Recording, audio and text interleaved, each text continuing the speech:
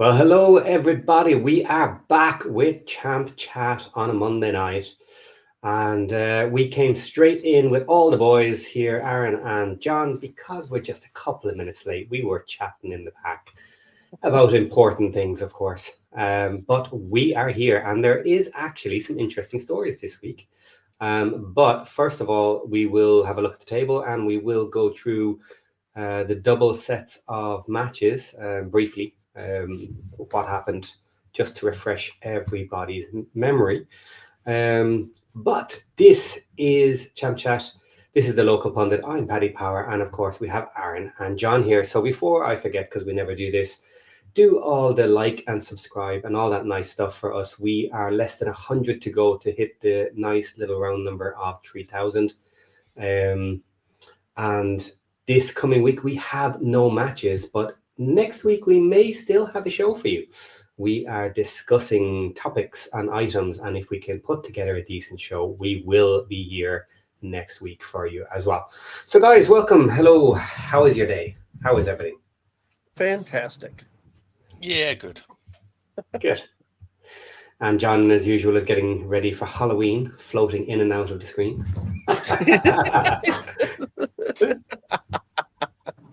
At least my head's still here. Yeah. Okay, so let's jump into it. I will bring up the table, have a quick look at the table because I have it here. So, I better move it. There we go. Okay, top of the table, we have a change. Coventry City has taken the lead with 19 points. Middlesbrough slipped into 18. And I was watching some of their podcasts, and someone even put out a thumbnail saying the wheels have fallen off Middlesbrough and things need to change, which I thought was incredibly funny. Actually. Yeah, not an overreaction at all. No. Then in the playoff spots, we have Leicester City, Preston North End, Stoke City, Queen's Park Rangers at 15 points for the lowest position there. Then starting top middle table, we have West Bromwich Albion, Millwall, Ipswich Town. They have a game in hand. Bristol City, Watford, Swansea City, Charlton Athletic. Charlton Athletic are leading as the first of the promoted teams, which I don't particularly like, but I'm sure we'll catch them at some point. Portsmouth in 14th, Hull City, Birmingham City, then John's team in 16th, Southampton, not doing very well as a relegated Prem team in 17th, Wrexham slid in behind them in 18th, Norwich City, a lot of people not impressed that they're down this far. And Derby County, Blackburn Rovers pulling up the bottom. And then in the relegation zone, we have Oxford United, Sheffield Wednesday, and Sheffield United. Okay, we know the top stories. Coventry taking the lead. Down the bottom, we've constantly talked about Sheffield Wednesday and Sheffield United, and we will again tonight. But any other big stories jumping out from the table? I mean, to me, I think probably right now, I think the most surprising story is probably Preston North End sitting in fourth. Right? Yeah. That's. I mean, they've been fantastic, really. 4 wins, 4 draws, only 1 loss. They've not scored a ton of goals, but they're not giving away hardly any goals either. I think they've only it says right there, they've allowed 7 goals all season. So I mean that's pretty solid defense. So when it's a lot of points for 11 goals. Yeah, exactly. That's the thing. I mean, and so it's and they're just doing it defensively. They're just being strong defensively and kind of hanging their hat on their defense. And I think it's you got to give them props. So I think we all had them, if not in the relegation, right near it. With our picks, at the beginning of the season. So I think most people did. So yeah, the way they've played, I think they've been a big surprise for me. Don't panic, Aaron. They do it every season. They're one of those sides that always do really well at the start of the season, and then people start to get, oh, maybe they're in the top 6 race, and then by sort of Christmas, January time, they're in the mid-table. Yeah. One of those. They seem to just do it every season. Mm-hmm.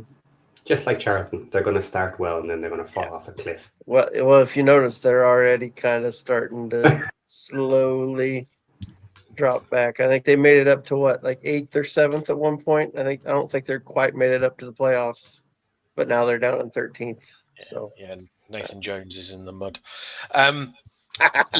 Leicester impressed me, I have to say.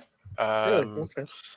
Yeah, well, I kind of thought out of all the newly relegated clubs, Leicester was the one I thought would probably had the most disarray with the off the field. I thought they would probably have to lose or sell a few players, which I think they did sell a couple. I kind of thought if any one of them were going to struggle, it would be Leicester. But Leicester have seemed to have looked the most complete side so far this season. I don't think they've played particularly well either all season.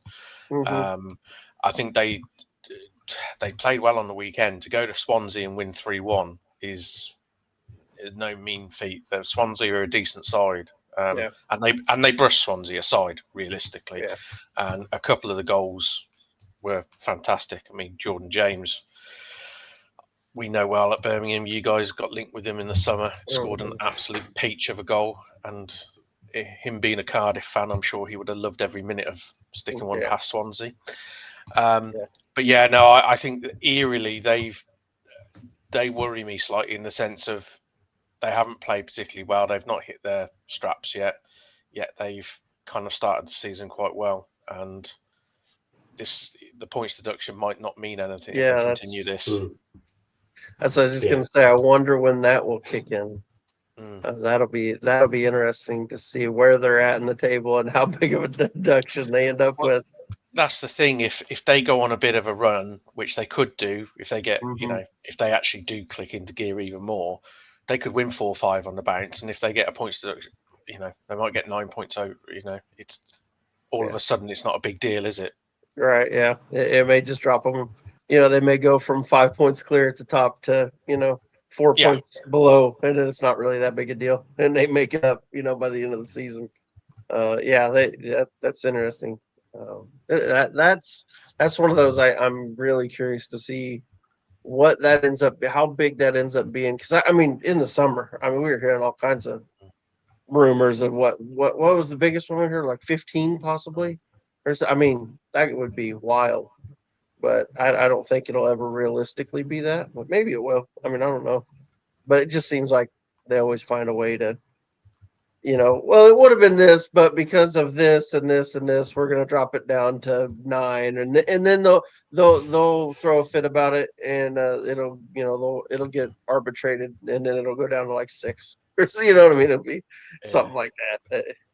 I think the thing we were probably all a little bit guilty of, I know I was, where you kind of thought off the field problems, they'd have to sell a few players. But then now when you look at the side, it's like, well, they've got Mamadidi, Fatawu out wide, 2 of probably the best wide players in the division. They got James, who seems to have found a bit of a niche role in that side, seems to have really kicked on. They got Harry Winks and, Vestergaard at the back. And you kind of go through the squad and you go, yeah, that's a bit good. They've still got a really, really good side. The thing with James, I'm just going to check it because I know they had moved him. He had been playing like a 10 role for them, further forward, and they dropped against us. They dropped him back to more of a 6, and then of course he scored against us too. So I'm curious. I'm going to check real quick. See, I assume he probably played in that deeper role. He did, yeah. So he was playing deeper this weekend, also kind of more in the 6 role.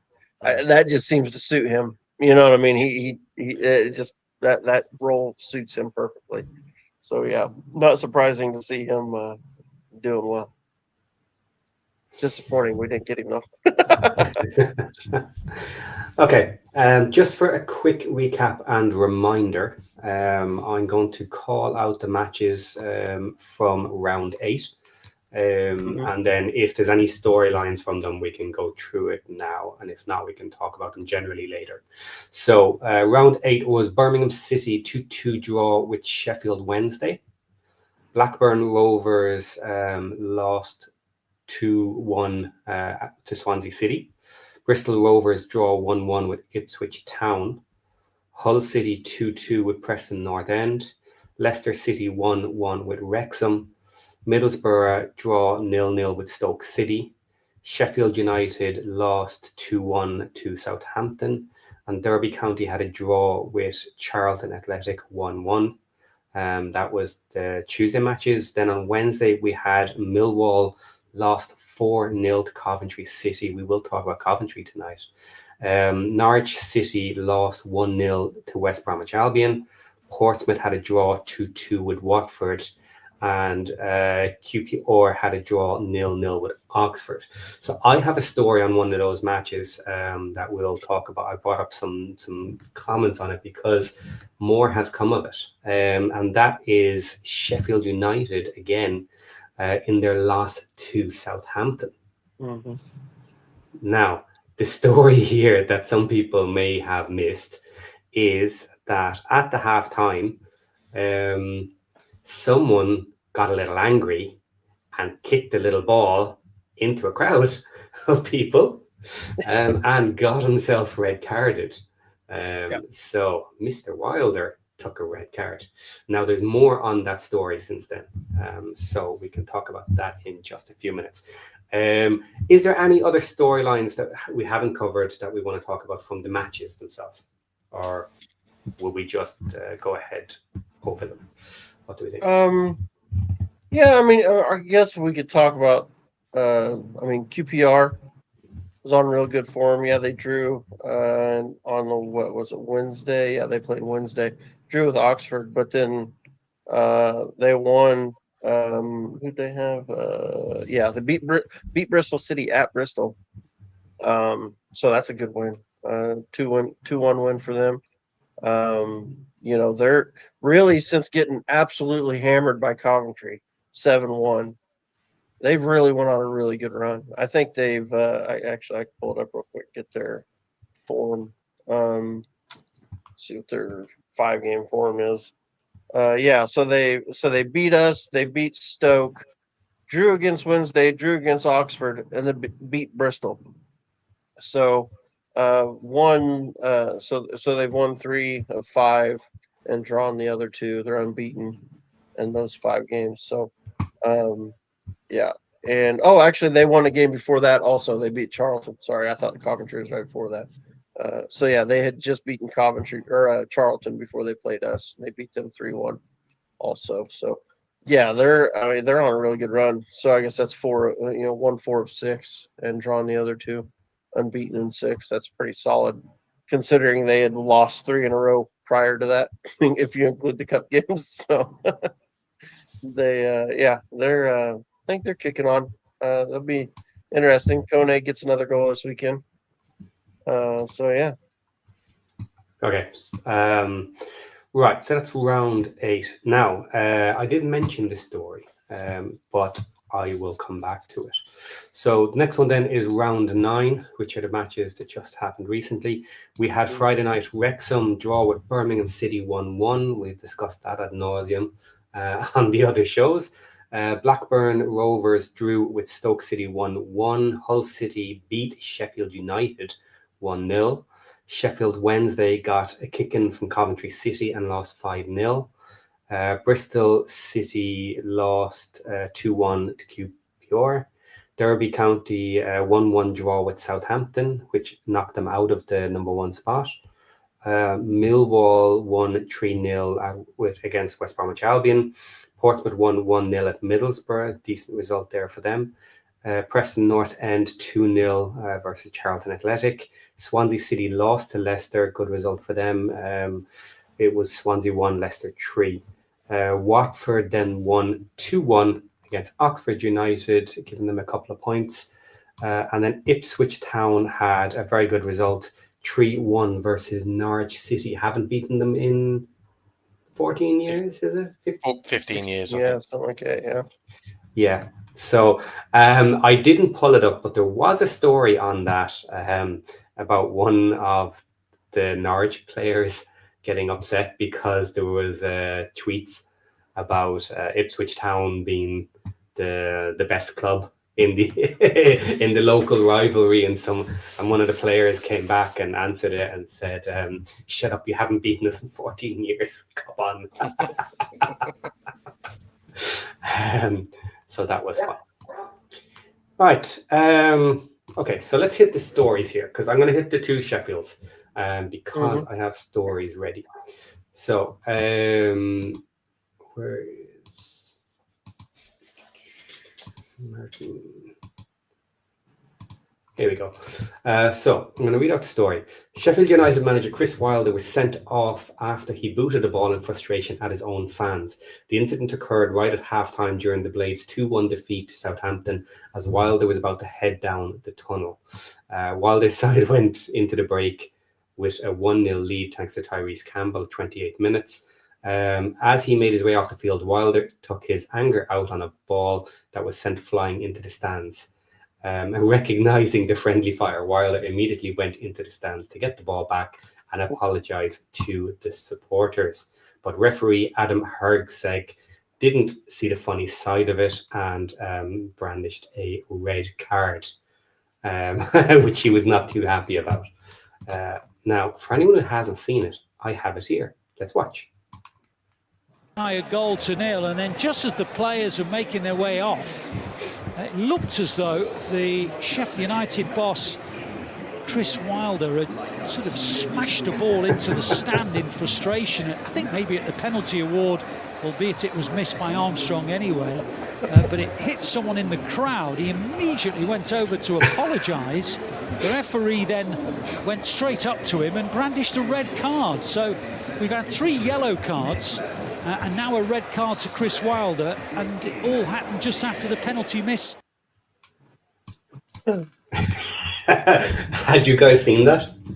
I'd seen bits and pieces of it. Yeah, I hadn't seen the whole I hadn't seen that full thing. I'll be honest, I haven't seen it at all.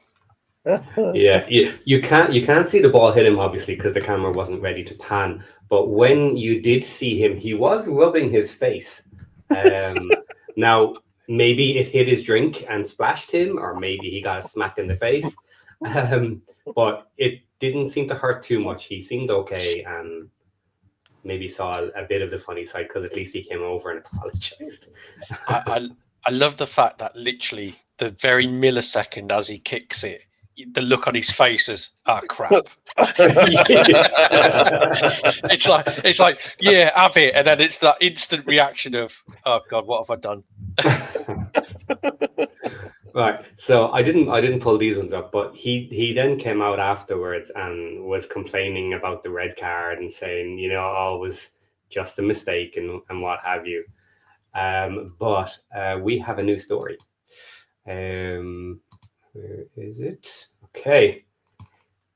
Charged. Sheffield United boss Chris Wilder has been charged by the Football Association after kicking a ball at a fan.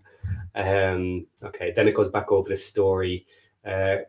However, Wilder could be set to be punished by the FA as they released a statement on Monday. Chris Wilder has been charged with misconduct following Sheffield United's EFL Championship match against Southampton on Tuesday, the 30th of September. It is alleged that the Sheffield manager acted in an improper manner as he exited the field at halftime interval, leading to his dismissal. Chris Wilder has until Wednesday, the 8th of October, to provide a response to the FA. So what do we think? Are we waiting on a two-game suspension? Yeah, something like that? It'll be some sort of touchline ban. I'll tell you what, though. It could go long. It could be longer than that.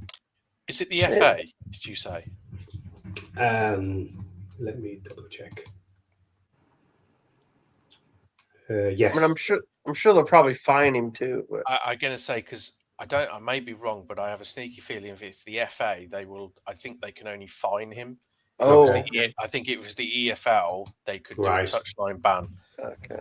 I may be wrong on that, but I've got an inkling feeling that the FA can only sort of fine managers, and it's the EFL that have to punish them in regards to touchline bans. Yeah.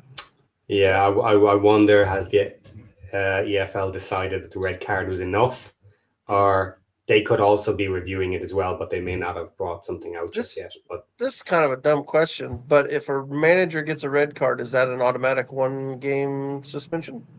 So he served one. So he would have served one this weekend already. No. I assume. Oh, he would have, yeah. Against Hull. I don't know if he did. I'm not.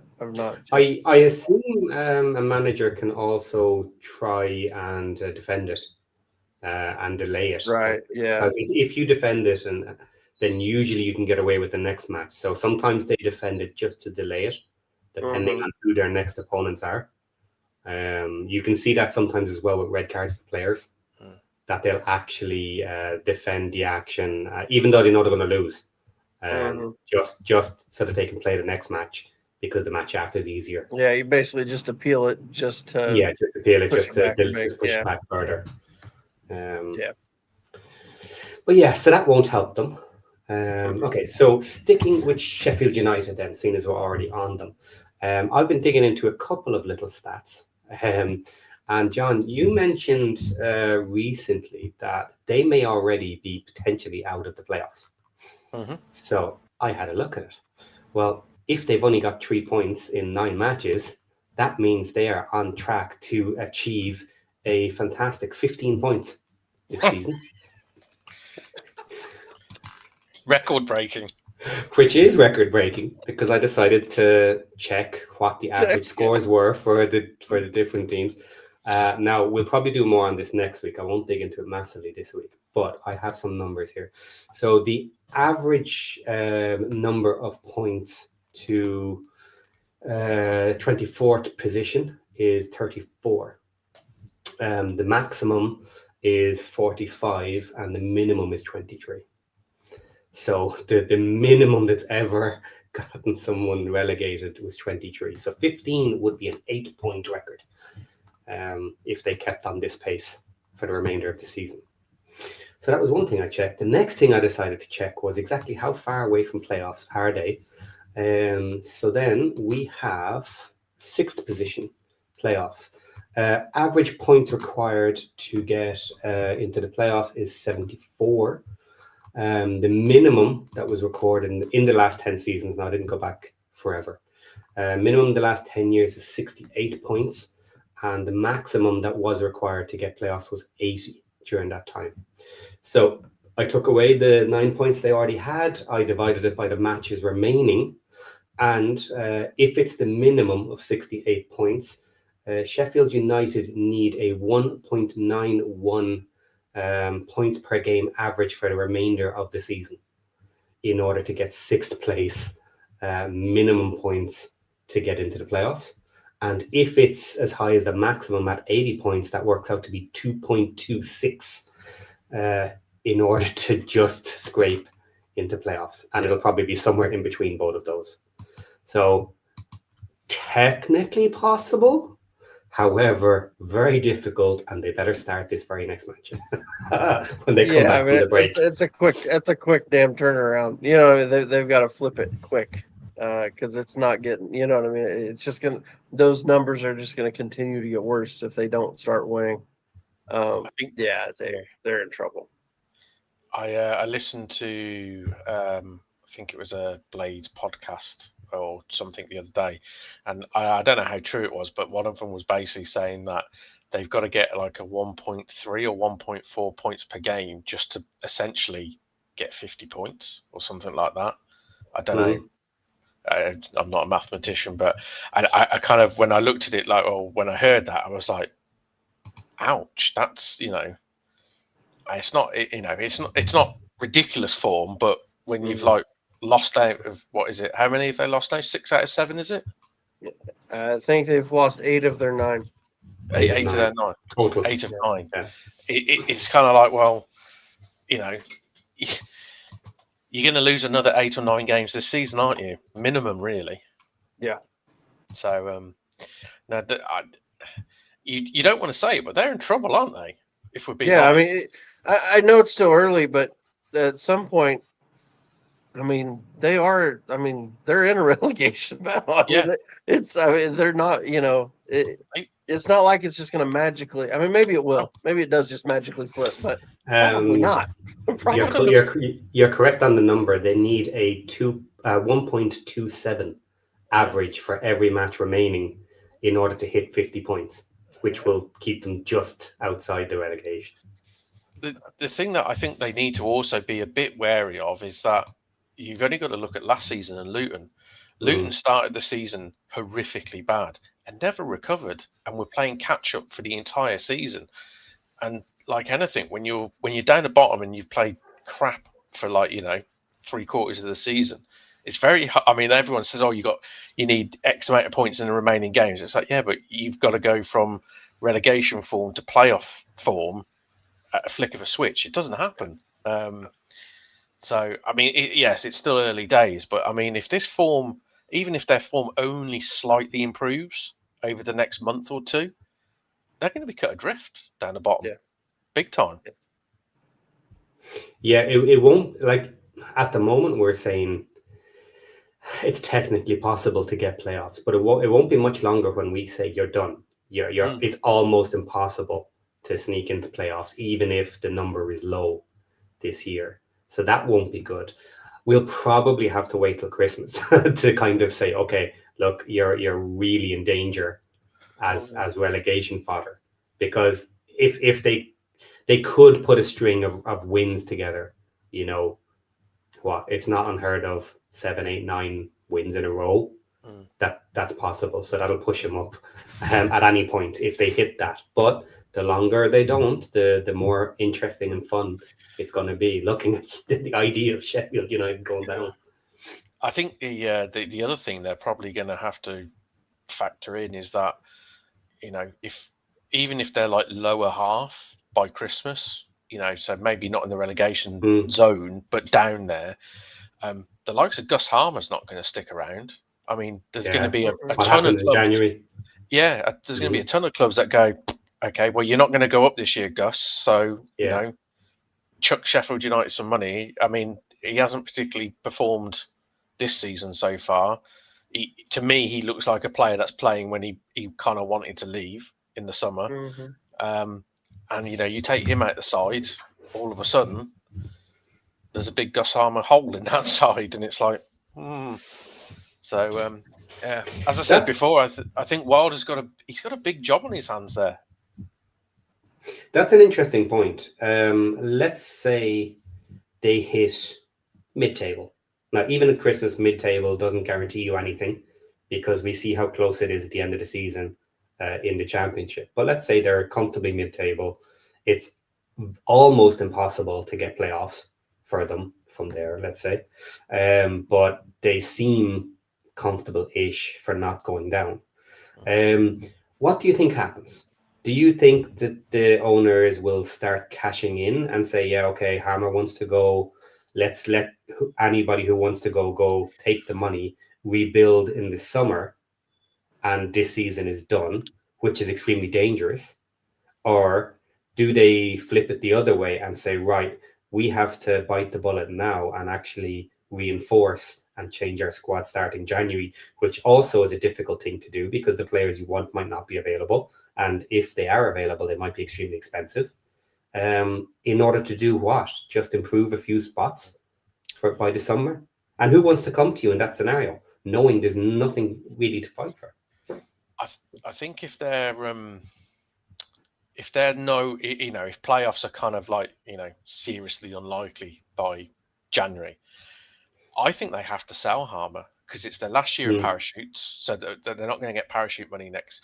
And basically, if you think of it from a business side, take the football aspect out of it. If they get to the summer, for example, and they haven't gone up and they're stuck in this league again, they don't have parachute payments. They will have to sell Harmer for money because they will need money. Yeah. And the problem is when you haven't got parachute payment money and you're looking to sell one of your prized assets, you ain't going to get the money you want because everyone's going to go, well, you need the money. So, yeah, we're going to knock £5 million off the price tag. Selling in January is the one where they can probably still demand top dollar for him. Yeah. So it's horrible to think from a financial side of things because it's football, but you would probably say, well, all right, we're not in the relegation zone. We ain't going to go up. They probably would have to cash in or the people at the top end of the club making the decisions will probably say, we're going to have to sell this guy now to maximise the amount of money that we can then rebuild. So let's just dive right into this and do all the options. So what happens if they're a little bit lower? If they're a little bit further down the table, and it's like, okay, well, if we sell Gus Hammer now, it's very dangerous. We're going to have a weaker side, and we're going to be fighting relegation. And how bad is so bad that you have to consider a new manager again? Like, how bad does it have to get? How much leeway can you give him? How much, as an owner, are you willing to take upon yourself and the team that it's not the manager? Here's the thing that I think we've not touched on yet that I heard mentioned in the summer, because there wasn't a lot going on transfer-wise for them. I'm not sure how much money their ownership actually has. So they may have put themselves in a spot where they can't afford to get rid of him. You know what I mean? They just signed him on another 3-year deal. They may be stuck with that one for a bit. I maybe not. Maybe you make a sell. And I was just looking at their. I'm looking at their squad. I mean, you got City Peck, Hammer, O'Hare. I mean, there's players you could sell. So I mean, and they might have to. And they might have to sell. Here's a question. You say Christmas, would they, possibly have to change manager again? If this form continues, he doesn't make Christmas. As daft as it, no, if we're being honest here, if say, I don't know, how many games is there between now and Christmas? 10? Probably, I don't know. Probably at least, yeah. If, say, for example, he loses 7 out of the next 10, he's gone, surely. They play us on Boxing Day, so what you're saying is they may have a new manager by the time we play them. Yeah, well, I'm just, I don't think it would happen, because surely to God they won't won't continue that drastic form. But I'm just saying it's possible, isn't it? If he loses, I don't know, 70% of the games between now and Christmas, he doesn't make Christmas, because any ownership just has to say, well, you need a change, because nothing's changed since you made the first change. I don't know. Round 23 is on December 26th. So that's when we play Sheffield United. So that's 14 games from now. So 14 more games. 14 more games. Let's say we give him a kicking on Boxing Day, and then he gets sacked. He's still there. I mean, as daft as it sounds, 14 games. Say he just loses 50% of that. That's another 7 losses already on the losses they've got. They'd be bang in trouble. Yeah. Bruce. Well done, Bruce. Can't count those 2 games after the break against me. I was banned from the touchline.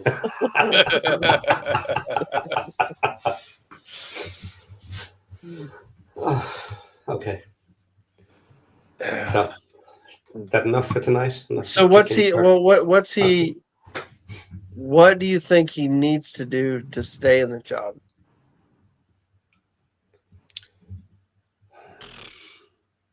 Well, he needs to make them difficult to beat, doesn't he? Because I think at the moment they're just they're a bit of a soft touch, which a Chris Wilder side is never a soft touch. They're a bastard to beat. And I think even like on the game against Hull on the weekend, I don't think they were terrible. And realistically, they should have probably come away with a point because they had a penalty saved, but they were just too easy to score against. And I think that's kind of followed them all season. It's just that, even in the spells where they actually play okay, they're still kind of easy to score against. Which is, I mean, they can't score goals and they let goals in. It's a pretty bad combination to have. Okay.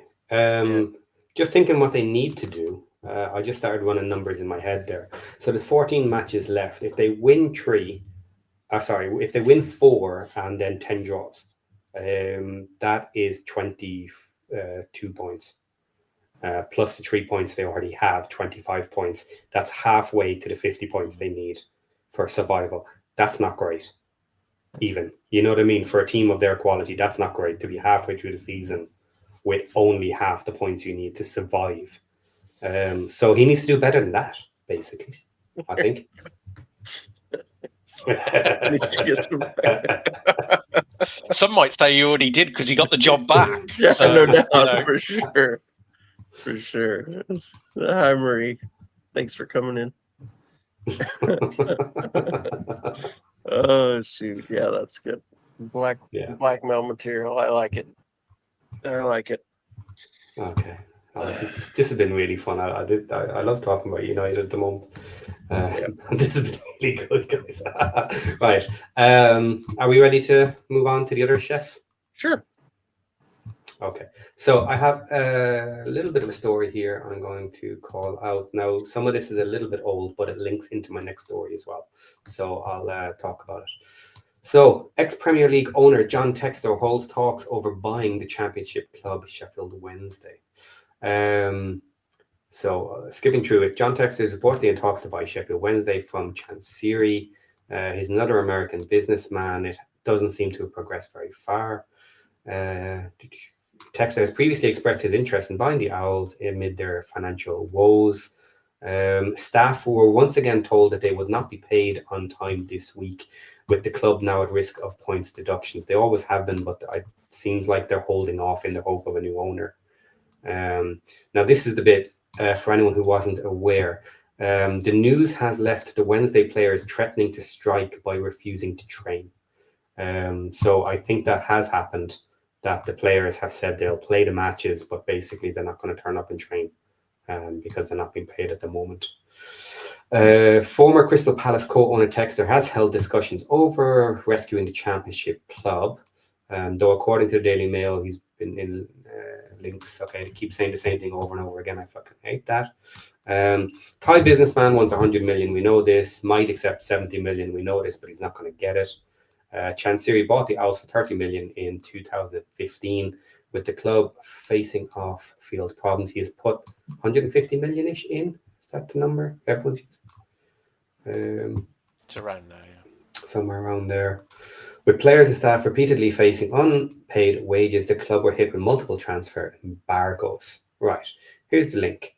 Manager Danny Roll also left the club before the North Stand at Hillsborough was closed and then reopened again.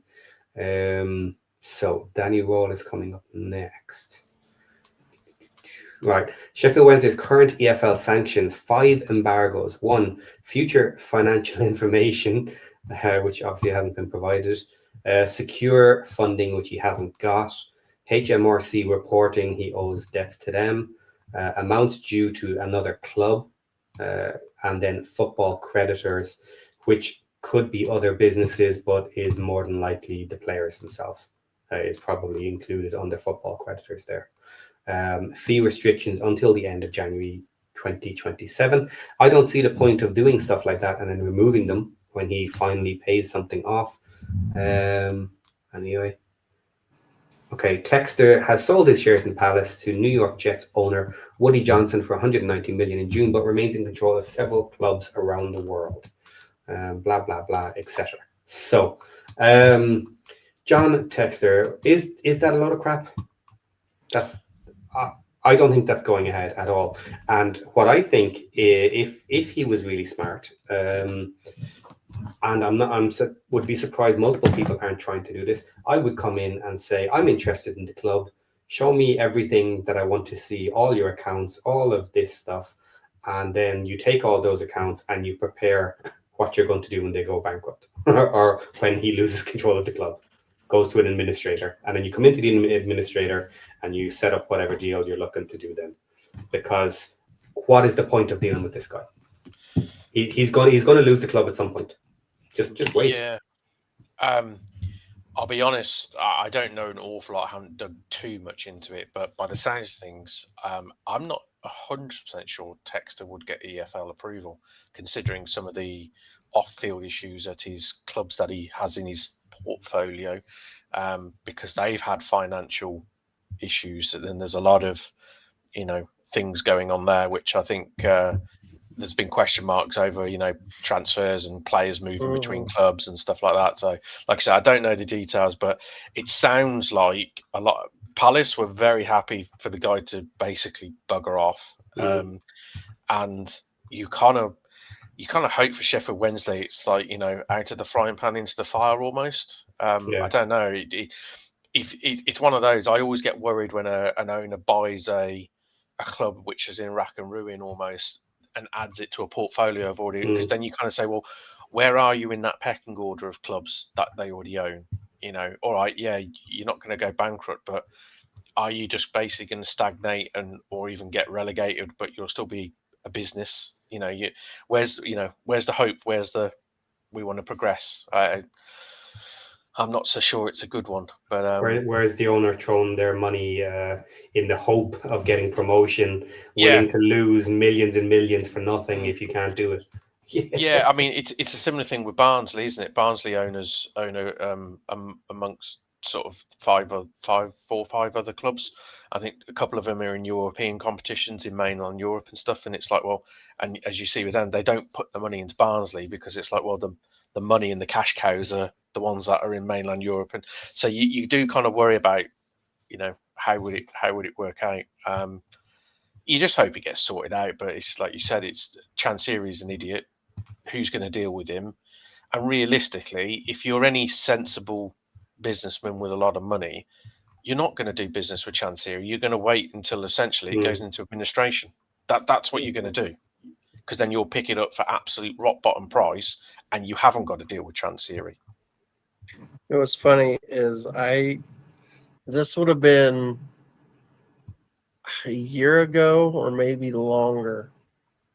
I was listening to Talk Sport.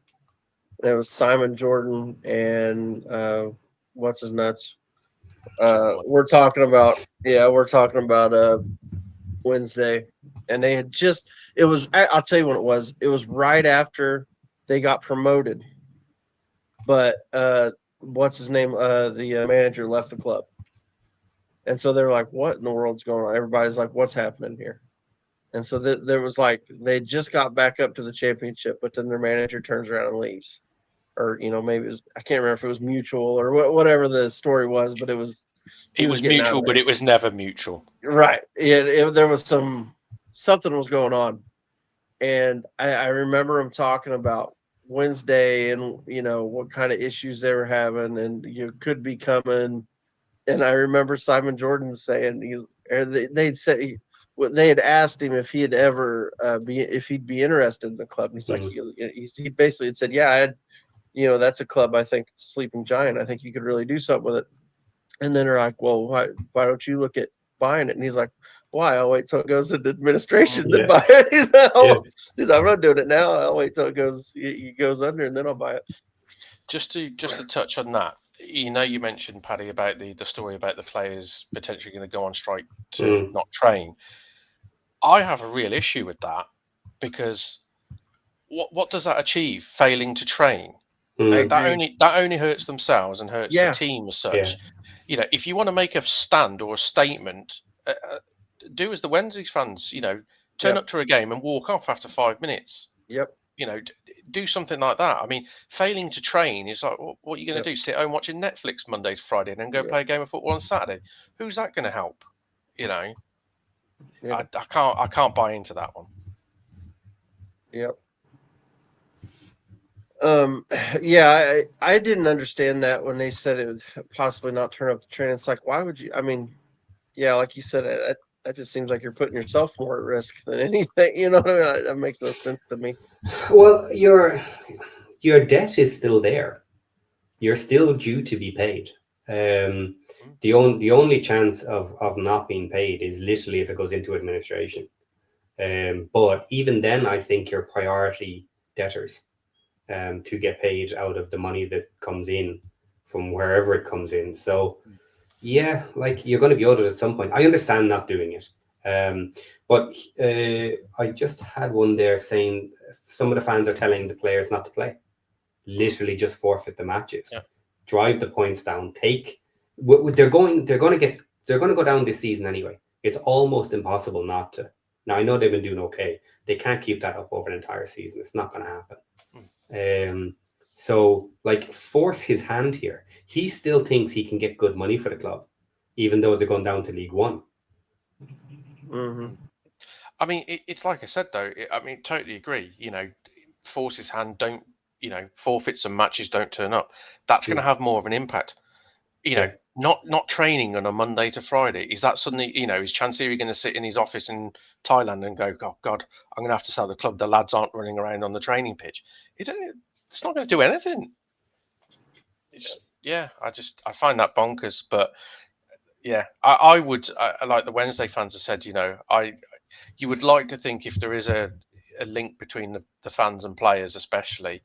Like I said, turn up for a match and then 5 minutes in, walk off the pitch. And if it means forfeiting the match and you get fined of whatever, so be it. Make a news story of it. Yeah, I mean, make a real news story of it. Imagine if they did the kickoff and then just sat down, right in the middle of the pitch, just sat down. Yeah, okay, I mean, it would make world news in sport. Absolutely, yeah, absolutely. Like, at what point would you force the ref to abandon it? If you literally did the bare minimum, right? Just to say that officially they can't say that you didn't play the match, so that you can't get in trouble yourself. What happens if you just walk around the pitch trying to defend, and it gets to 7 or 8 goals? Like, is there something in the rules there that the ref can actually say, okay, guys, I'm cancelling this match, we're done? 7 goals, 8 goals. Or do they have to play it to 90 minutes and get to 50 goals? I think they'd have to play. I think the referee would probably come to the touchline and speak to the manager. But ultimately, the manager will wave, come on, guys, hurry up. Ultimately, if there's 11 players on the pitch, what can you do? What can you do? Like, could you imagine that being in the history books, 50-0 in an EFL match? Like, just to have it forever, that it can never be removed, like that they made a statement. It'd be the most ridiculous thing ever. Be hilarious. And the thing is, they could show all 50 goals then. I think probably the opposition team would probably score 5, wouldn't they? And then probably have a bit of sympathy for the other team. Yeah. Actually, you could do that. You could talk to the other team and say, look, guys, how about this? Go up to 5-0, and then we'll just start kicking around. Start taking shots from the halfway line or something. Halfway line versus the keeper. and a row of 10 in defence. Have a crossbar challenge on the halfway line during the game. Yeah. Oh shit. Okay. Yeah. Oh, I'm getting slagged for my comments. See, I'm laughing too much now. My Irish is coming out. Yep. Right. So if we're done with Wednesday, are we done? Yeah. So. Yeah. Okay. Danny Raw. Now, a little bit of a sack watch and a new story tonight. He has left Sheffield Wednesday, but he doesn't have a job at the moment, does he? Nope. Well, I have a story here that recently came out, 2-part story. This is an old article, so bear with me. There is a part 2. Martin set for the sack. Russell Martin is set to be sacked by Rangers after a disastrous Ibrox tenure. The former Southampton manager was only appointed by the Scottish Giants in the summer. However, he has since won just one of their opening 7 league matches and crashed out of the Champions League. His imminent exit follows a 1-1 draw with Falkirk on Sunday, which leaves Rangers 11 points adrift from league leaders' Hearts. So he was sacked. That has happened. Then Steven Gerrard and Danny Rowell are among the candidates to succeed Martin. Both managers were on the club's shortlist prior to his appointment at the end of last season. Meanwhile, Gerrard's previous spell as Rangers boss saw him win an unbeaten league title. Okay, so that was the last one. And then So he has been sacked since then, and all the rumors have started to come out, of course, but those are the two main names at the moment. So Danny Raw, are we going to see him in the Scottish Prem?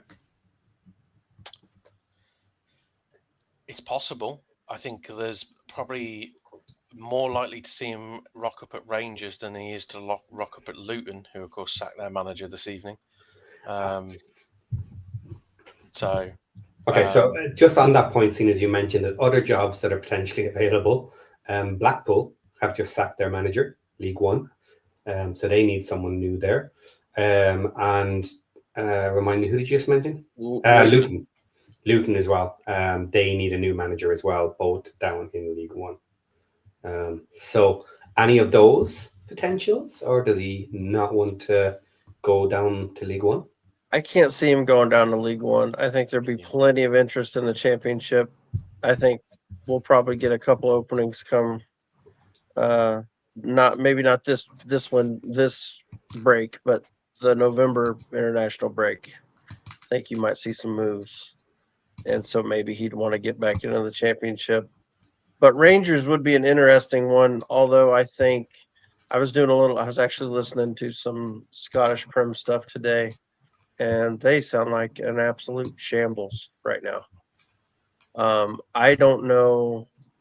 Yeah, they were talking about, of course, they were throwing names out like Sean Dyche or somebody like that, and it's like the one guy's like, yeah, but look at the squad. He's not going to come there. The squad's terrible. They're in trouble. So I don't know. Gerrard actually sounds like one that could happen. That actually makes that's one that might fit. Well, Ali McCoy has said that he may come back for that, but apparently they think he won something in the Prem in the Championship. He doesn't want to go to Scotland, but maybe he has to go there to actually win something. Mm-hmm. Yeah. So that's interesting. Now, the other name that has been interestingly linked is Frank Lampard. Not the hope in hell he's going to be taken away from a number one side in the Championship for a possible promotion. Only way you're getting him out of there would be like for that'd be a Prem job. It'd have to be a Prem club. Yeah. And then the staff, not one of the ones, not somebody that's looking to go down either. It'd have to be a decent Prem side, I think. The one thing I would say about Lampard though is if a job came available, he has absolutely no problems whatsoever jumping ship. Yeah. Right. He wouldn't batter an eye. I mean, I know you say about, relegation teams, but if Wolves' job came available, for example, I still think I think he for Wolves. Yeah, I think so. I think if any Premier League job came available, I think he seriously would give some real thought to it.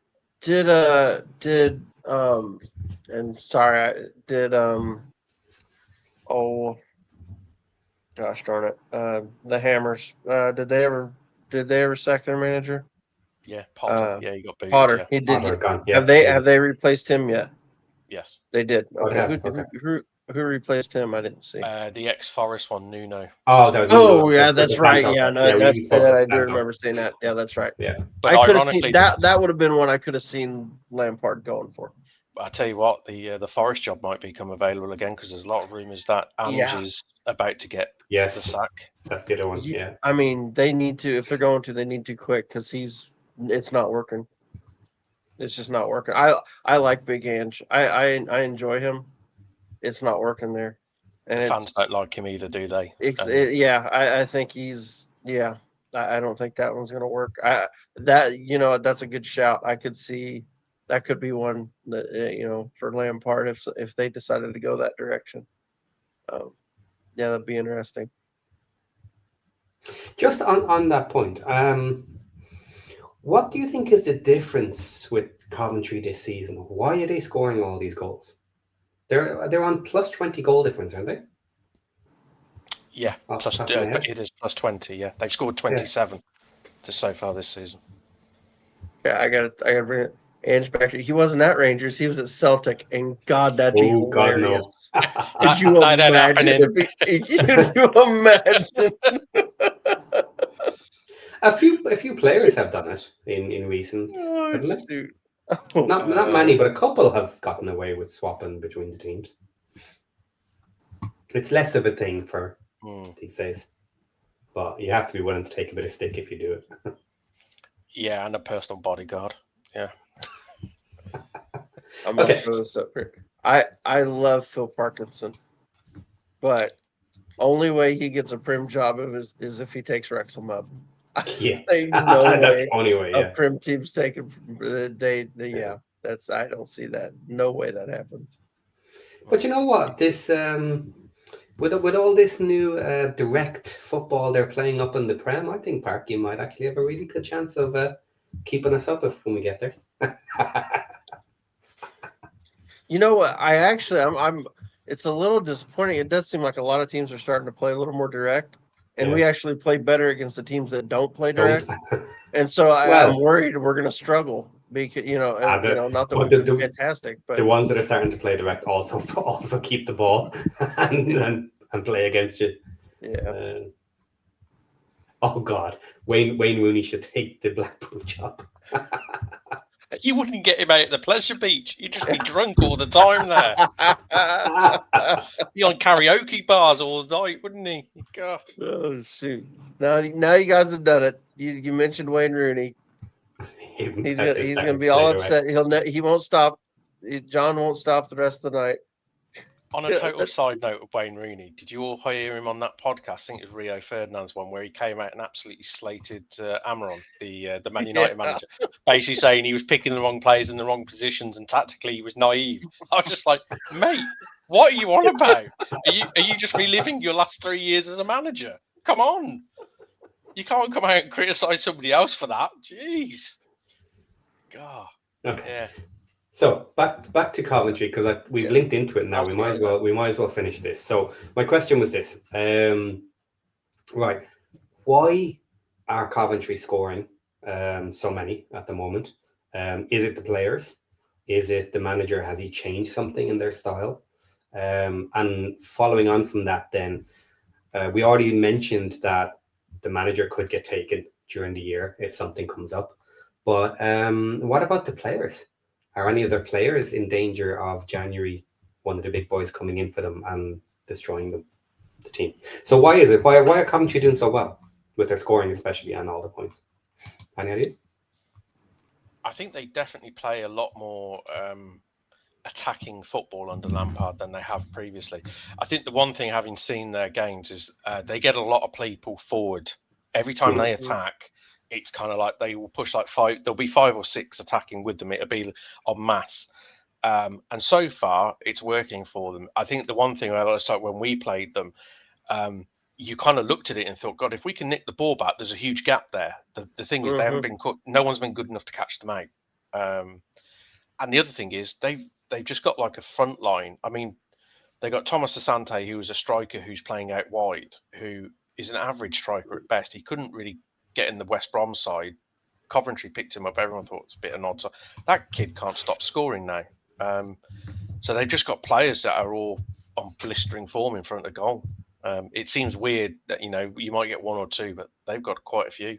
So but I definitely think the manager's had a huge impact on it. I think he's certainly put caution to the wind a little bit and sort of said, right, let's go and have a go at teams.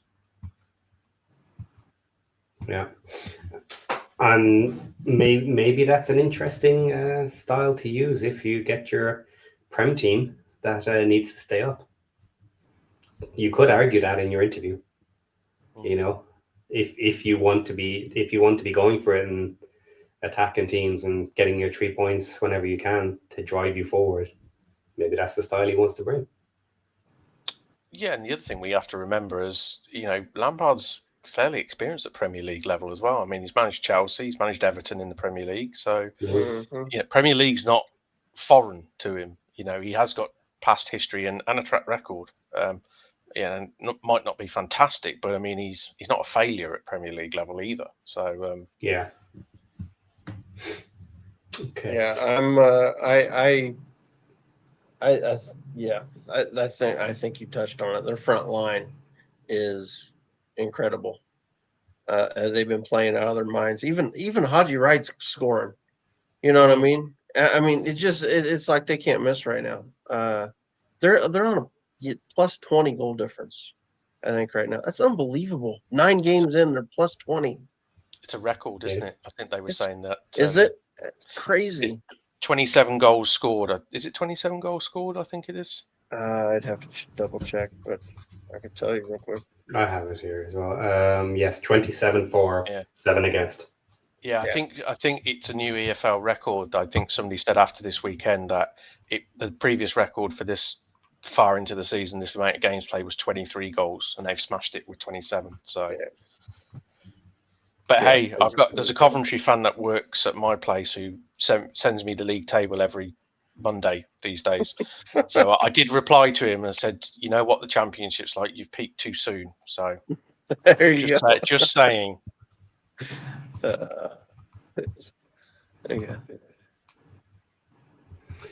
Okay, so that is all my main stories. I have another one, but it's kind of separate from the league, so I'll do it at the end. And in the comments there's another one which we have starred. It's from Esteban, is it? About the influx of money into Wrexham. We can talk about that towards the end as well. I'm aware of the story there, and I have ideas on it, so we can talk about that a little bit shortly. So do we want to start going back through the teams again and just give an overview? Normally we would wait till like 10 matches, but because there's the international break, it's probably best just to go through everybody, have a quick discussion on them, unless there's a specific direction or team you want to do next. No, I'm good. Whatever. Nope. Rip to them. Okay, so let's just go through them. Coventry City, we've just spoken about. Middlesbrough in second. They have only 12 goals and 6 against, but have taken 18 points. So 12 important goals spread nicely across the matches to give them very high points. Is it a worry for them that they have only scored 12? Because having scored so few in comparison, obviously their defense is quite good as well. They've only let in 6, which is good. However, if you swap a couple of those goals around, 2 wins could easily become 2 draws. So is that a worry for going forward, that they will have a drop of form at some point? I think I suppose where your expectation is, because I mean I think we're all probably right in saying that Middlesbrough are probably overachieved to be where they, certainly to be where they are. But if they were to drop off, I'm not sure it would be a negative. I think it would probably just be a drop to the norm, maybe. Okay. But that norm is likely to be in playoffs at this so far. Like, it'll drop a bit, but not so much is likely that they'll start getting knocked out of the playoffs. Yeah, I think if you even talk to the most hardened Middlesbrough fan, I don't think they realistically think they're going to be in a top 2 fight all season. They've started off really well, but squad-wise and everything, they're not there, are they? So what they've done is had a brilliant start to give them a really good chance of being in the top 6 hunt, or the playoff hunt, should we say. Okay. Andrew C. thinks that Middlesbrough has looked ordinary, even though they have got a lot of wins. And James has said Borough is rock solid. They don't need to worry about their attack till January, when they know how they need to improve their side. Okay. Here would be my worry with Borough is, come January, does Hayden Hackney stay?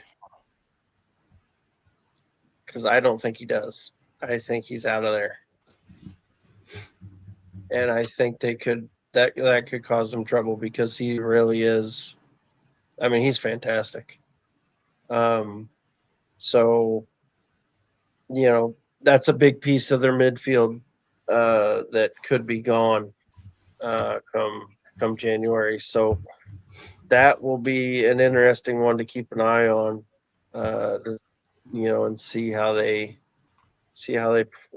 can do if they lose him. So yeah, that's my 2 cents on them. Okay. Moving on. Okay, next up, Leicester City. 16 points. They have 13 goals and 8 against. So not a lot of these teams, they're all very similar. They're not massive scoring matches. There are a lot of draws and a lot of close wins. Yep. I think they're starting to get in a little bit of form, though. I think Leicester will I think they'll get probably to the top. Maybe not quite to the top. They'll be, obviously they're chasing Coventry. Coventry's been really good, but I think Leicester will be right up around it. And we'll see whenever they get points deducted, what that looks like, and it'll kind of reset things. Yeah. Unlike some of the other teams, I would certainly argue that Leicester have not looked good with their wins and the matches that they've gotten their points in so far. So in that respect, unlike a lot of other teams who seem to be overachieving with good results, they're overachieving with bad results, which means it's more likely that they actually get better than hit a major downswing. So yeah, I think Leicester seems to be pretty on top of it so far, and see what happens for them in the future. Yep. Yeah, and they I think moving Jordan James may that might unlock that team. Moving him further back in their midfield, I think that could be key for them. I remember watching the Leicester Coventry game a few weeks back, and for as well as Cov have done this season, they were second best in that game. Leicester were a better side, and you could tell they were a better side all over the pitch. And because I think it finished 0-0, I think off the top of my head, it was definitely a draw. I remember coming out of that thinking Cov did really well and they had the odd chance, but Leicester will kind of be kicking themselves. They probably should have won the game. And that's at the point I thought, do you know what? They are a strong side, because Cov had just kind of blitzed everyone and have gone on to blitz everyone afterwards as well. Okay, so next up here, we've covered Leicester. The remaining playoff teams, we have Preston North End, 16 points with 11 and 7. We have Stoke City, 15 points with 11 and 6. And then we have Queen's Park Rangers with 15 points and 13 and 14. So this is the first team up at this point who is on negative goal difference, and has obviously hit multiple against in matches that they lost because they're doing well with the points side of it. So Preston North End, Stoke and QPR, what would you like to say about any of them? Seems like Stoke's starting to fall a little bit, and QPR is on the rise. I think you got two clubs that are kind of heading in different directions. So we'll see what happens with Stoke. But it's I think they're on 3 draws in a row. I think they'll lost in 3 draws in their last 4 without looking at it. And we got them next, haven't we? I believe so. Yeah. Yeah, it is. That's who we play. After the break, we got them. Stoke. Yeah, after the break, we're at Stoke. So that'll be an interesting game. See where they're at, or you see how they are. But they do seem like they're kind of heading the other direction, because I think they were in second for a while. I think, or for a few weeks anyway. I think they're right up there towards the top of the table. Had a really good start, but all of a sudden, results are starting to go the other way. And QPR seems to be heading in the right direction. So, yeah, we'll see how that goes. So, would you agree Preston and QPR are definitely overachieving at the moment? Preston for sure. Yeah, I think all 3 are really. All 3, okay. QPR, I actually QPR with that attack, I think they can be dangerous, and so they of the three, I think that's the one that could be in and around it at the end of the season. Still, QPR if they can keep that attacking group healthy, which I don't even think they're all healthy right now. I don't think they've had Paku yet. So He's apparently, I think him and Ilias Chair are both due back after the international break. okay, so I mean they could get better, you know. So yeah, they may be the one that surprises everybody. They may be the big surprise this season. Okay.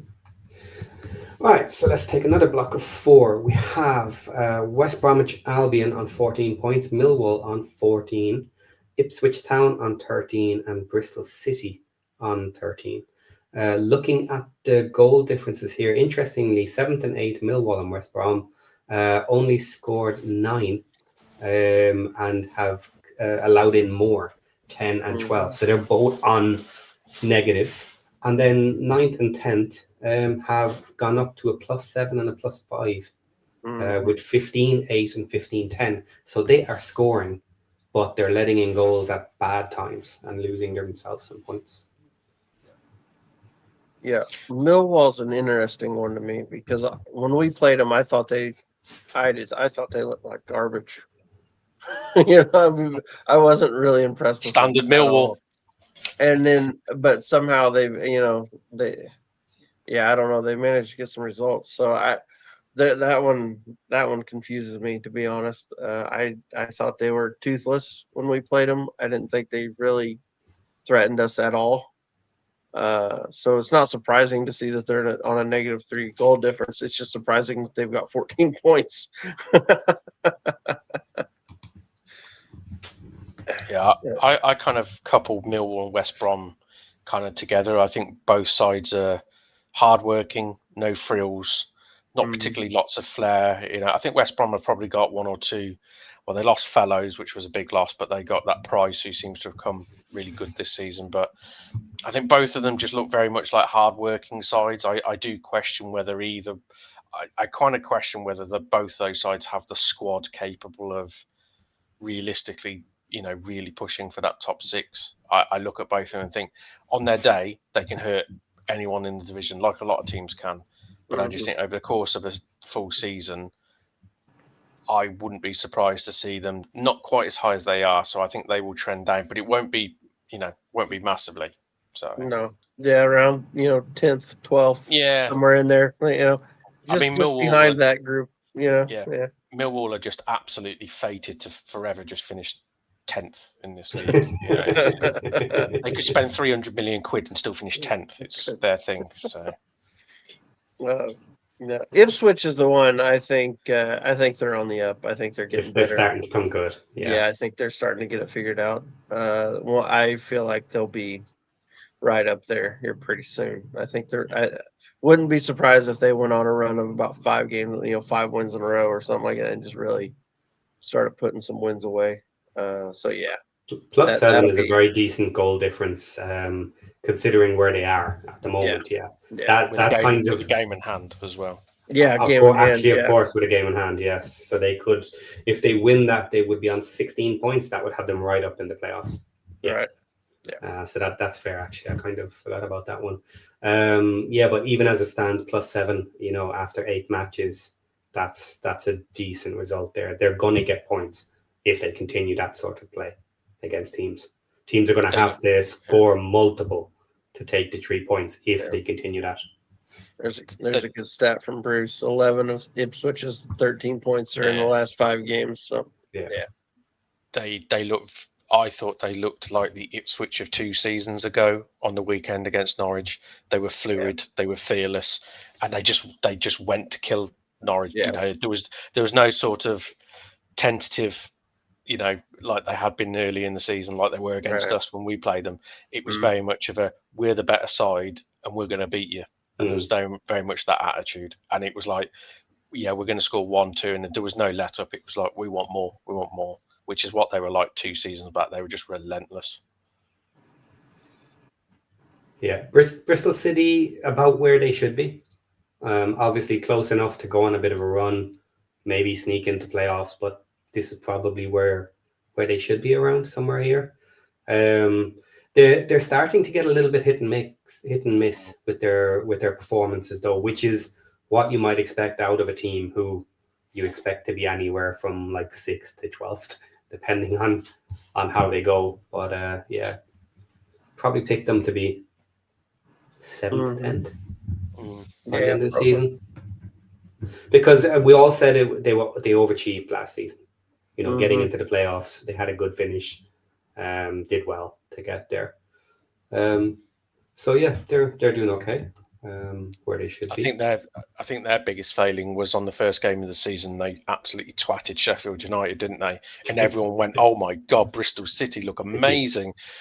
Needless did we know, that Sheffield United were absolute garbage this season. So yeah, I think that probably sort of sent a few Bristol fans a little bit, shall we say, overactive in the we're going to finish playoffs.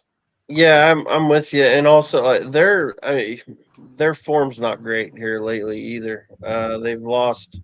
They lost to Oxford, drew with Preston, drew with Ipswich, and then lost to QPR in their last 4 games. So, not a great run in their last 4. Before that was a win against Sheffield Wednesday. So, yeah, we'll see. They just seem to be trending down. But you're right; they have got some goals. That goal difference is good. I think, kind of to your point though, John, it was kind of. I think that was helped out by a few really big results. You had the 4-1. You had a 4-1 against Sheffield United. And then let's see, what was 4-2 against Hull and a 3-0 against Sheffield Wednesday. And so a lot of those goals all came in those 3 games.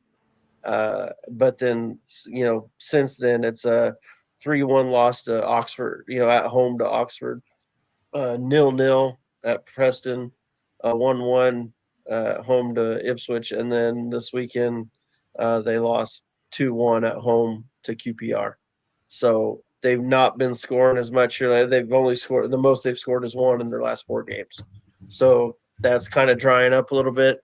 So I could see them dropping a little bit for sure. Okay. Got a question here for John. You have said before that you pretty much think McKenna is happy where he is with Ipswich. What's the chance of a Premier League team pulling him out if they come calling? It'd need to be not a big one, but it'd need to be a top half, because there was a lot of rumours about Palace, wasn't there? I think last summer. Was it not last summer? Season before, whenever it was. And he all but kind of nailed his colours to the mast and stayed at Ipswich. He's a man with a plan. He's that type of. He's a project manager. So I think if he goes, that Ipswich club is all basically built around him. He's got everything he wants from like above him, below him, everywhere. So it would need to be some real ambitious team, I think, in the Premier League. One that's not going to be necessarily looking at a relegation scrap or anything. One looking to progress up to get him, I think. So nothing suitable at the moment. I wouldn't say so. No. But you never say never, do you? So you know, somebody could just chuck absolutely millions at him, and you never know. But no, I think it. I think the interesting thing with McKenna, I don't see him leaving anytime soon. I think if they get promoted again this season, and if they got relegated again the following season, then I think actually it flips around where Ipswich kind of go, well, okay, you've had 2 chances here, you've got us up, and we haven't stayed up. So, the questions on him then probably start being asked. I just wonder at that, before it gets to that point, does he jump ship? I don't know. What do you think about this one, the Forest job? They're in Europe. It's an interesting one, actually. It is, but the owner aspect of it. You wonder how that would mesh. Yeah. If it was a stable owner, I think I could see it 100%. But because that guy's a bit of a lunatic, you just don't see McKenna as being. He's too level-headed. He's not going to Yeah. put himself in that situation. Fair. Yeah. Fair enough. Okay. I hate to do this because I really hate XG, but I'm going to put it up because I like stats. Now, oh, wrong one. It moved. There we go. Coventry has an average XG of 4.57. It's insane. Yeah. Now we've moved off Coventry. That's a bit late, but still, I just like I like my numbers. So 2 ways to get your comment put up on the screen. One is to start with Paddy is always correct, or I agree with Paddy. Both versions are pretty much fine. The other one is to put in some interesting stats. Or mention okay. Peterborough. That usually gets your go-to. Okay. Yeah. Sorry about that. Yeah, we can continue our McKenna talk. But I think that was pretty much it, wasn't it? Did we have anything else? Pretty much. Yeah, I think so. Just finally on Ipswich, obviously doing like the double bounce up and down. If they couldn't stay up, that should partly be on the team and the owners, because the finances came in, they're doing well. You know, they went up, they got stronger, came back down, got an immediate bounce back up. If they can't stay up, then with whatever they plan to do with the money at that point, they're not going to stay at all, pretty much. No, it's if they go up this summer, it's a really big summer for them, because last summer they nailed the colours to the mast really early and said we're just basically going to build a championship super team because we don't think we'll stay up. If they go up this summer, the fans will expect them. Okay, well you can't do that everything. You know, you've got to build a side actually now capable of trying to stay up rather than one that's going to get you back up the following season, which is easier said than done. Okay, so considering, yes, they're pretty much a championship super team, as long as everything comes together and they do like take first or whatever. How many of their team do you think are Premier League quality, as in starting 11 for Ipswich? Any of them?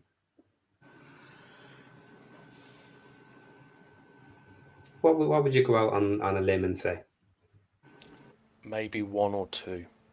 Okay. So they literally have to have the team they have as their backup, and do a bit of a Sunderland, right, guys? We're spending everything we got this year. We're making a Prem challenging team, and they got one shot at staying up. Pretty much, yeah. Now that's not because I think they've done bad or whatever. I think that's almost the only way of doing it, to be honest. Yeah. And I have put that forward as a Wrexham too. I almost think if we do get up, especially if we get up early in the next couple of years, if we go through the playoffs, I don't want them to challenge that first year. I don't think we'll be ready. I don't think the money will be enough. I would like to do the bounce. I would like to come back down, have a championship super team, go back up, and then do the monster challenge. You know, but A, we're not there, and B, not my choice. They may go for it immediately whenever that is. Okay.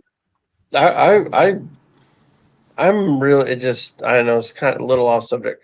What Sunderland's doing is incredible. Yes, it's amazing. The fact that they are in the position where they're at, and I think they're probably going to come back down to earth a little bit here, but they've really put just the points they've gotten early, put themselves in a really good position to try to stay up this season. What they've done is they have given themselves a cushion that when they hit the bad period, they have time. Yeah. They have time to turn it around before they start going, oh shit, we're going back down. And the heads drop and it becomes a monster task that some people just don't believe they can do. That's what it will give them. It will give them multiple times to go through like a 5-match in a row loss. And still be looking, okay, now we've lost a lot, we've come down the table, but we're still in, 14th, 13th, 14th. We're still not at the relegation yet. So we have time here.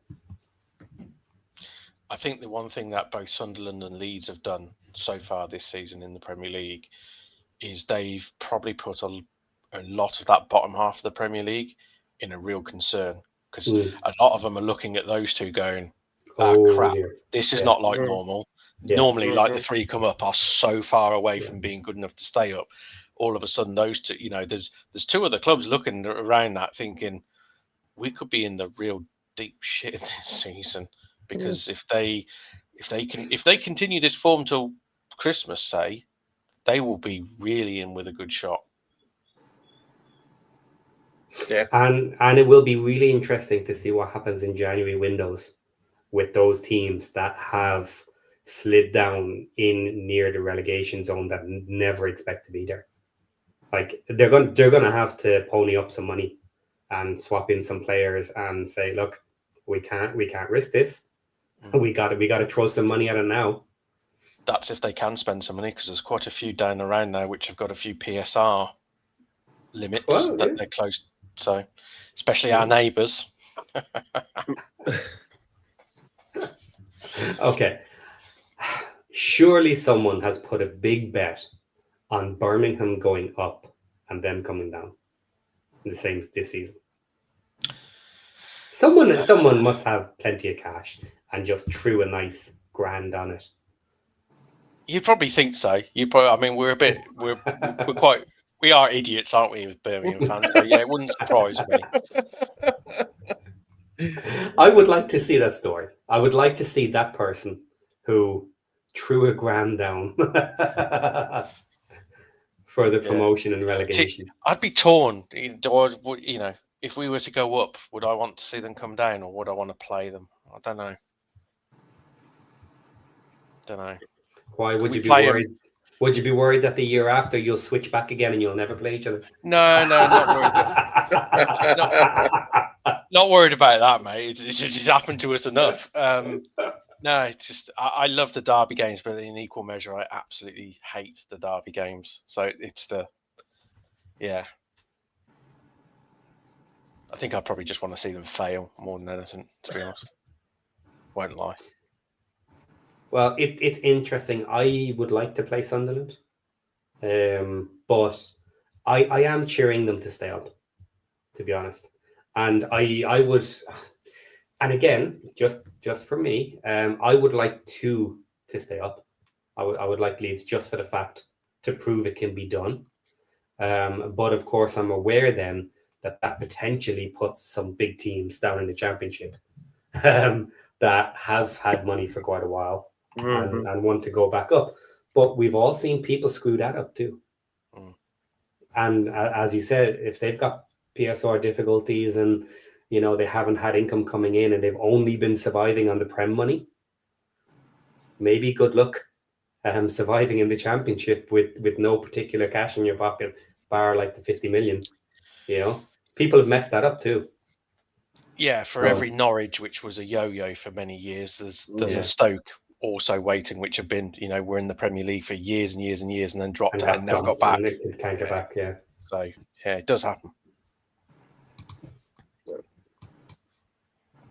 Okay, so then moving on, we have 6 clubs here in 12 points. So let's go through them. We have Watford, Swansea City, Charlton Athletic, Portsmouth, Hull City, and Birmingham City. Now, interesting goal differences here. We don't have that many. We have Watford 11-11, Swansea 10-10, Charlton 8-8, Portsmouth 8-9, Hull City 14-16, which is a bit of an outlier there. Scoring quite well, but also letting in a bag of goals. Birmingham City 8-11, all on 12 points.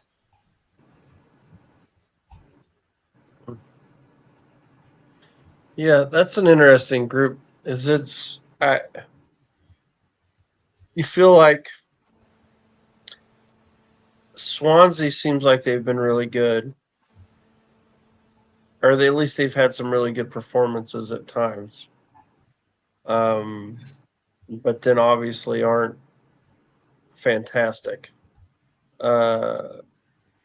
Portsmouth, I would almost say, feel like are probably overachieving a bit, even at 14.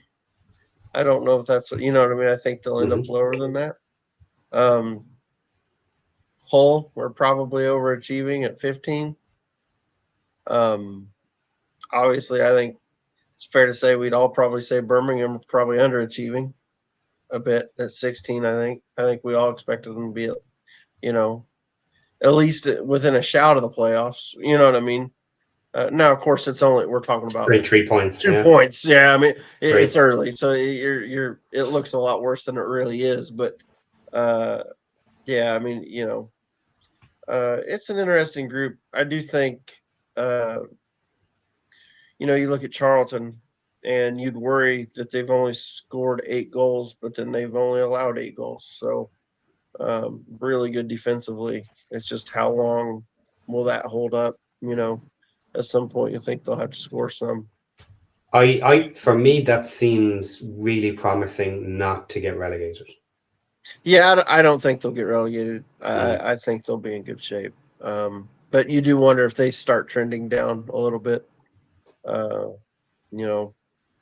Teams start. It does seem like I think early in the season, probably, and maybe I'm wrong here, but in my head, I just think early in the season kind of tends to favor good defensive teams.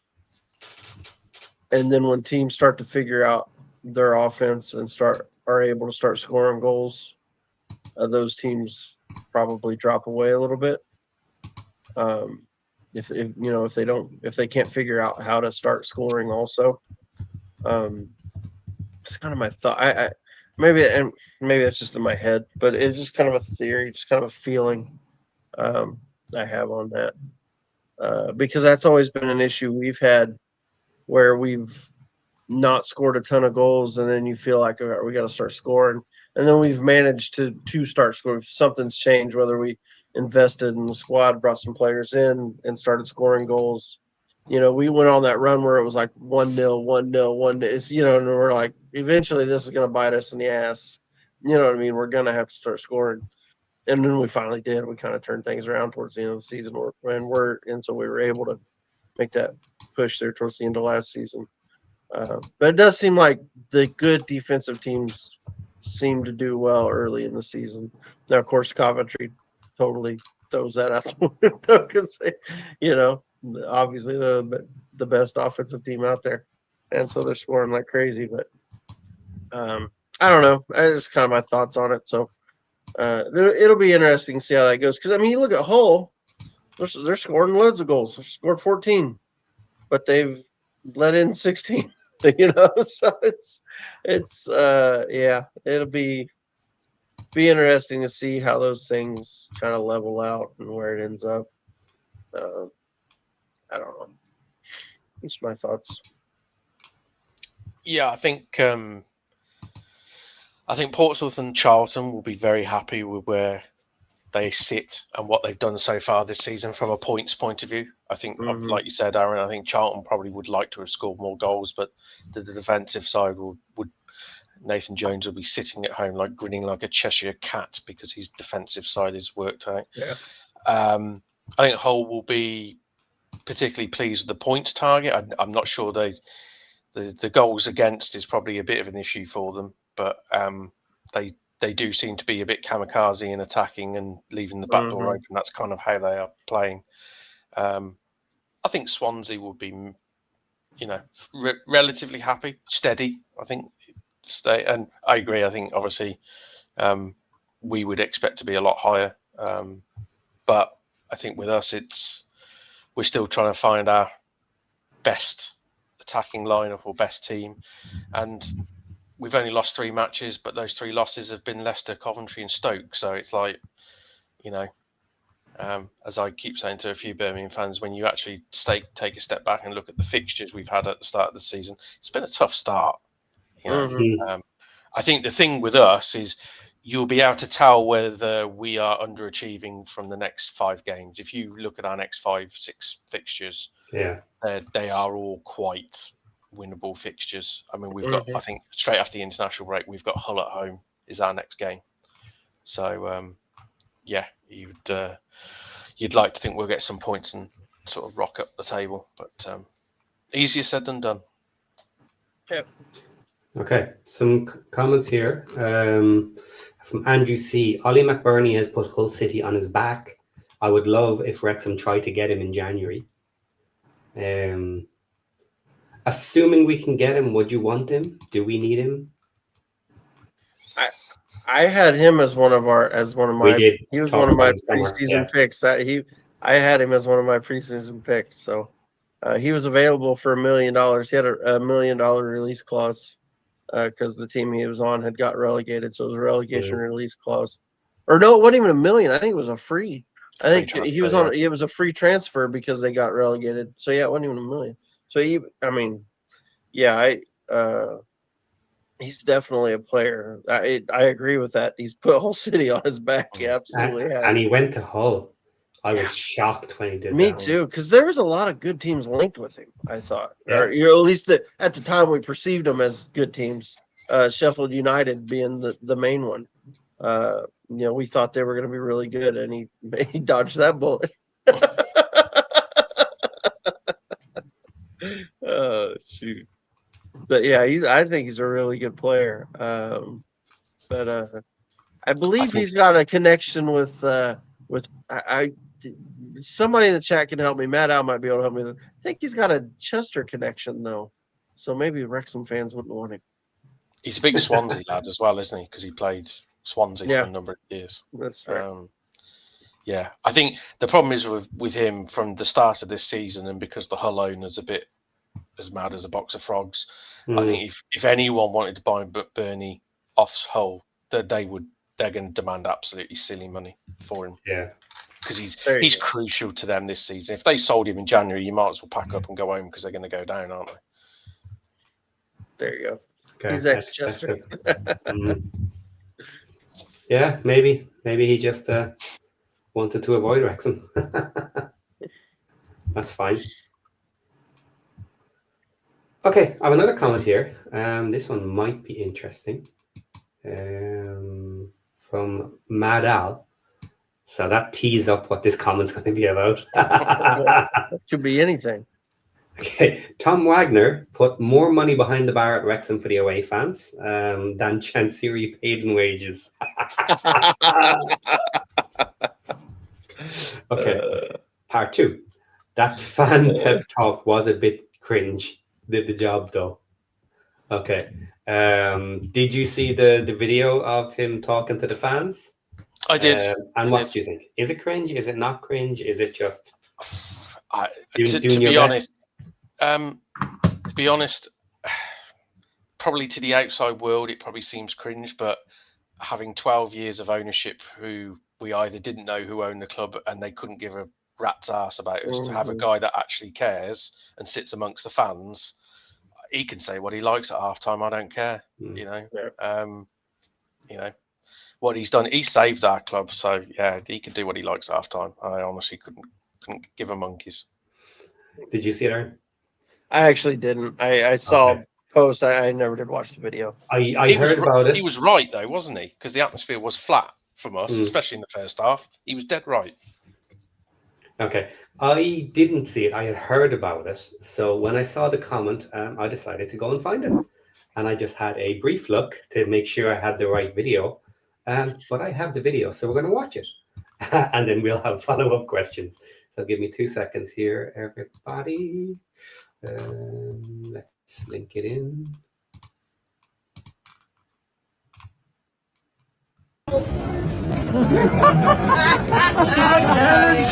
The energy on the pitch isn't great.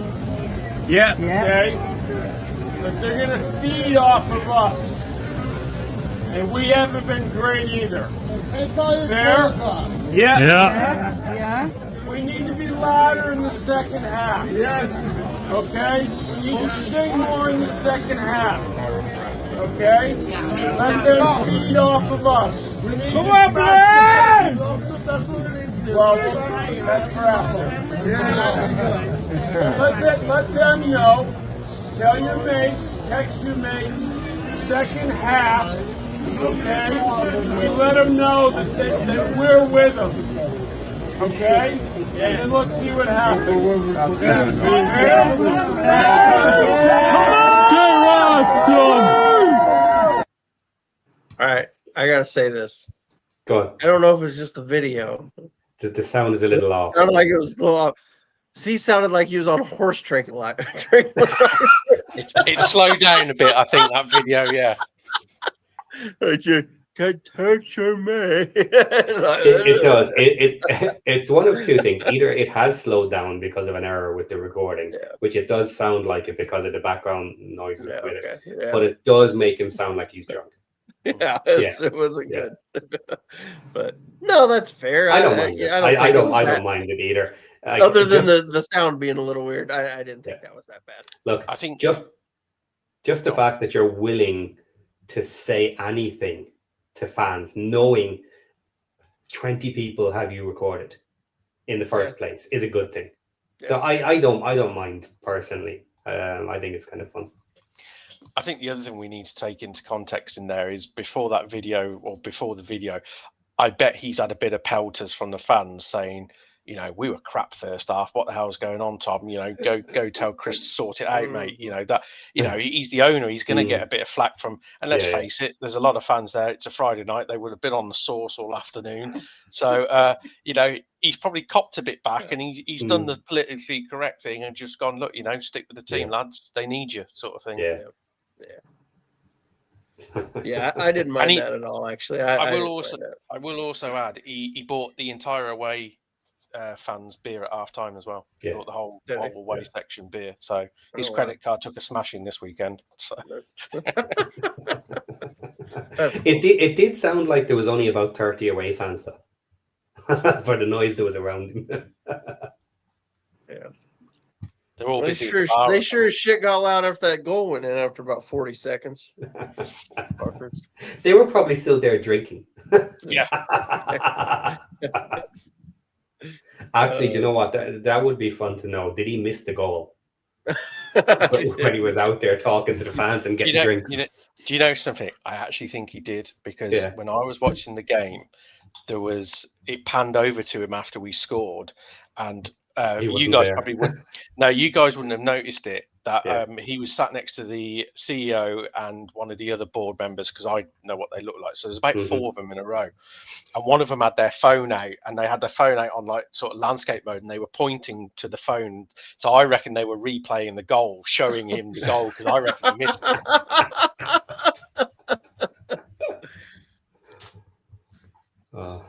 Right. Okay. Right. Before we move on there, no, let's put this back up. 2 seconds. There we go. Okay. So now we got it back up. So of the teams that are in 11th to 16th, I'm going to call them out. Tell me whether in 10 more matches they will be higher or lower. Okay. Starting with Watford, higher or lower? Lower. Lower. Okay. Swansea City. Higher. Can I say same? Okay, I'll allow that. Charlton. Lower. Lower. Portsmouth. Lower. Lower. Okay. Hull City. I'm going to pull a same. I'll go lower. Okay. Birmingham. Higher. No, higher. Okay, so out of that 6 teams, basically it's 1 higher, 2 the same, 3 lower ish. All right, that means that some of the teams below here have to be coming up because we said they're going down. So let's move the table and we'll move on. Okay. Now, bringing up the rear of the table is Wrexham. 18th, Wrexham, 10 points. 14 goals scored, 15 against. Norwich City, 8 points. 11 scored, 14 against. Derby County, 8 points. 11 scored, 15 against. And then Blackburn Rovers, before the cutoff period point, 7 points with 7 scored and 11 against. Skipped Southampton too.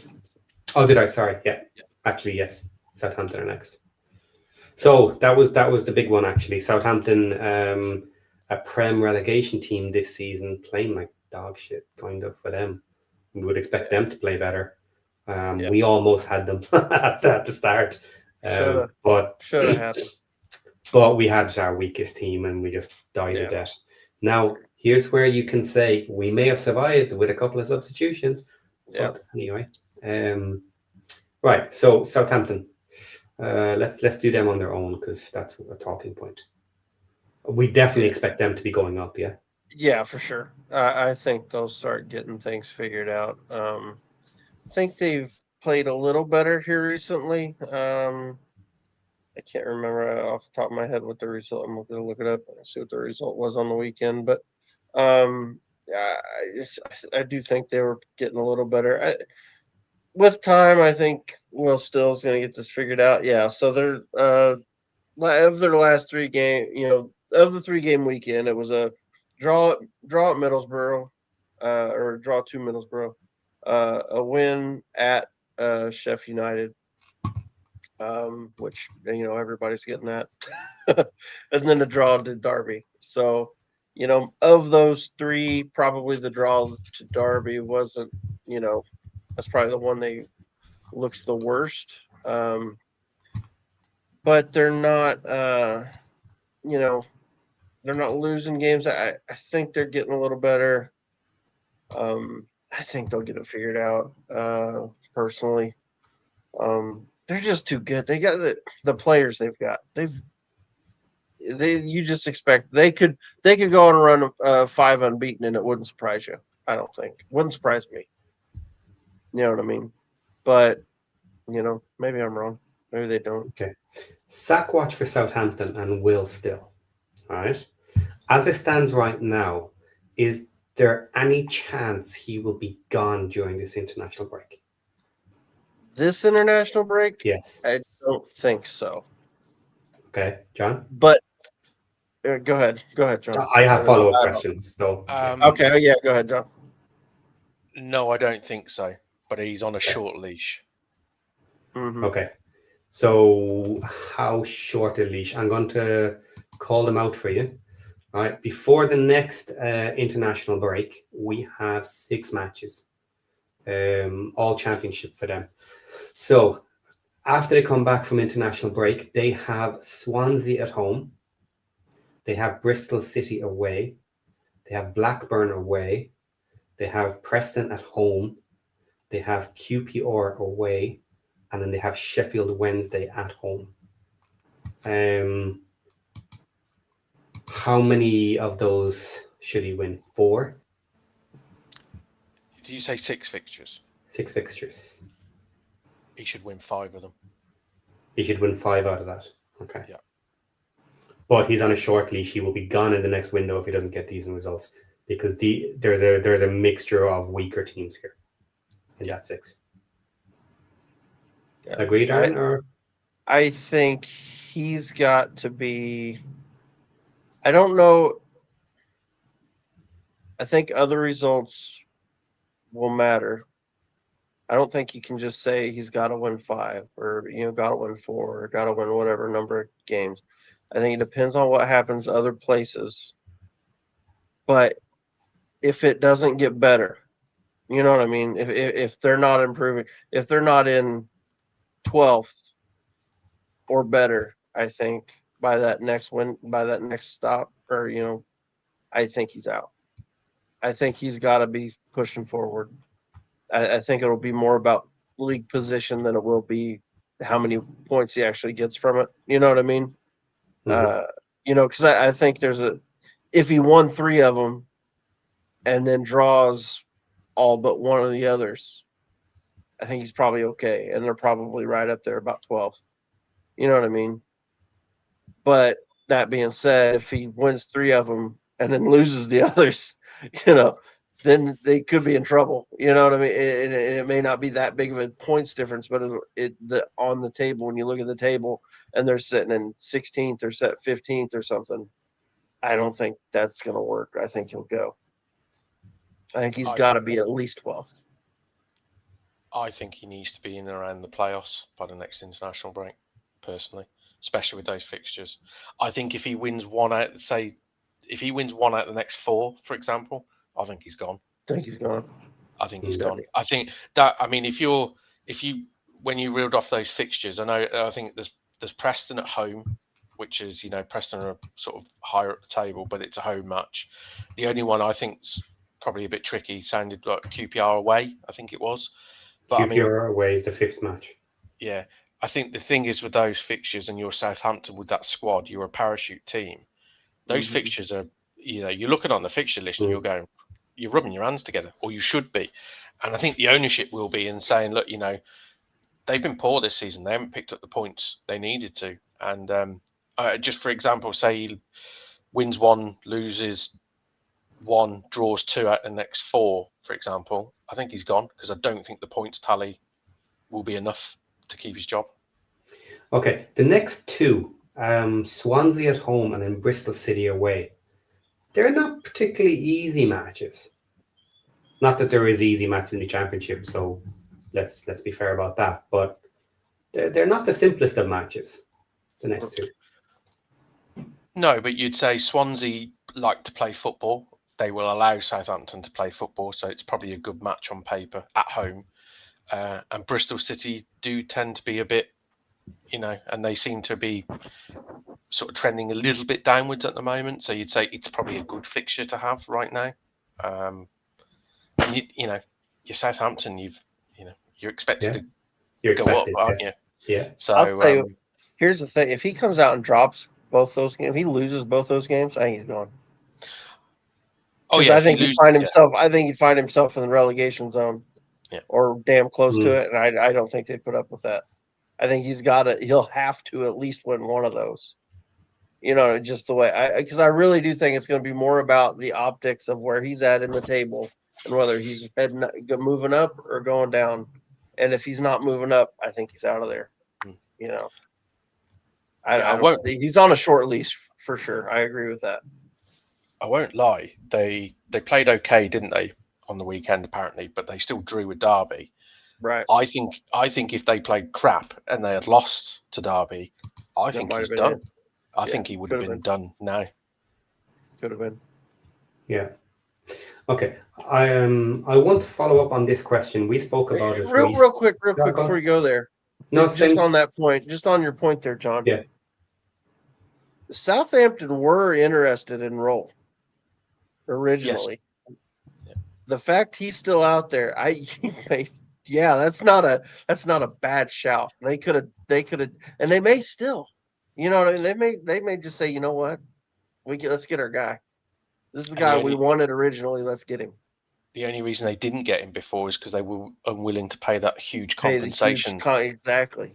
But now he's out. They can get him for nothing. So, yeah, that's interesting. I hadn't thought about that, but yeah, that's something to think about there.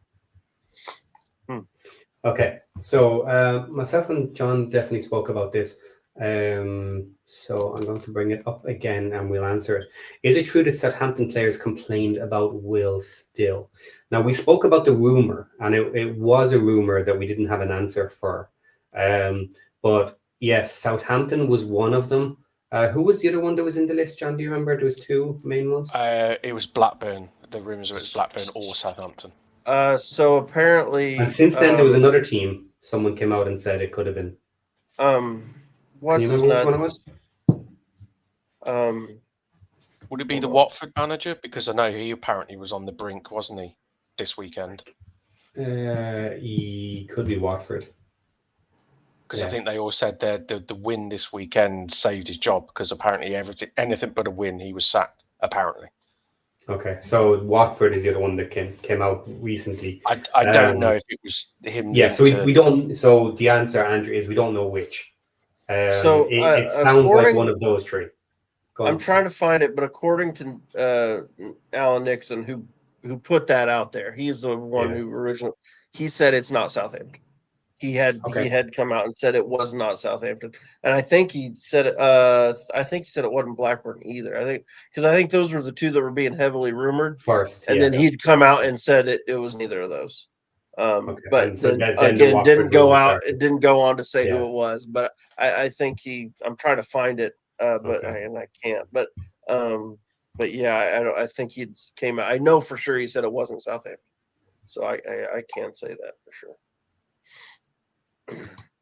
Perhaps it Okay. was us because our form's dropped off a cliff.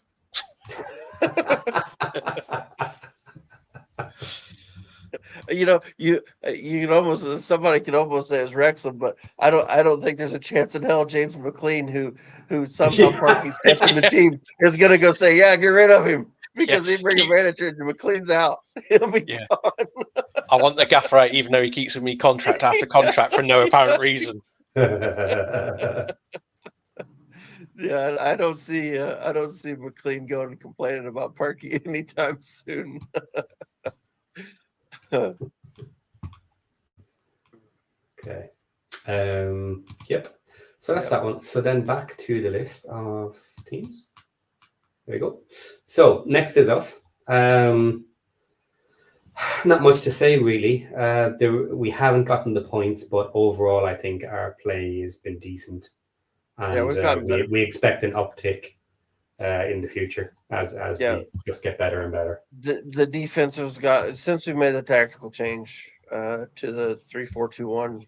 The defense has been better, and we're still getting chances at goal. So it hasn't affected our goal difference has been changing over the last so many matches. Yeah, so we're heading. I think we're heading in the right direction, and I'm sure you'll get to it, but I think we're heading up. Okay. Then we have Norwich, Derby, and Blackburn. Norwich is an interesting one because they expected a lot more. I don't know what to. I mean, what's that? 5? They lost 5 games. I'm wondering whether the players not having the manager. I wonder if it could be Norwich. That could be Norwich. Yeah. The fans don't want. The fans don't want him. The fans are already saying his defensive football and playing backwards and sideways. They're already coming after him. Yeah. Losing to Ipswich for the first time in 15 years is not a way to endear yourself to your fan base either, is it? So. Mm-hmm. Yeah, that's. And he didn't he go after his own players as well recently? Or am I wrong? Did he? I've not seen that. No, maybe not. Okay.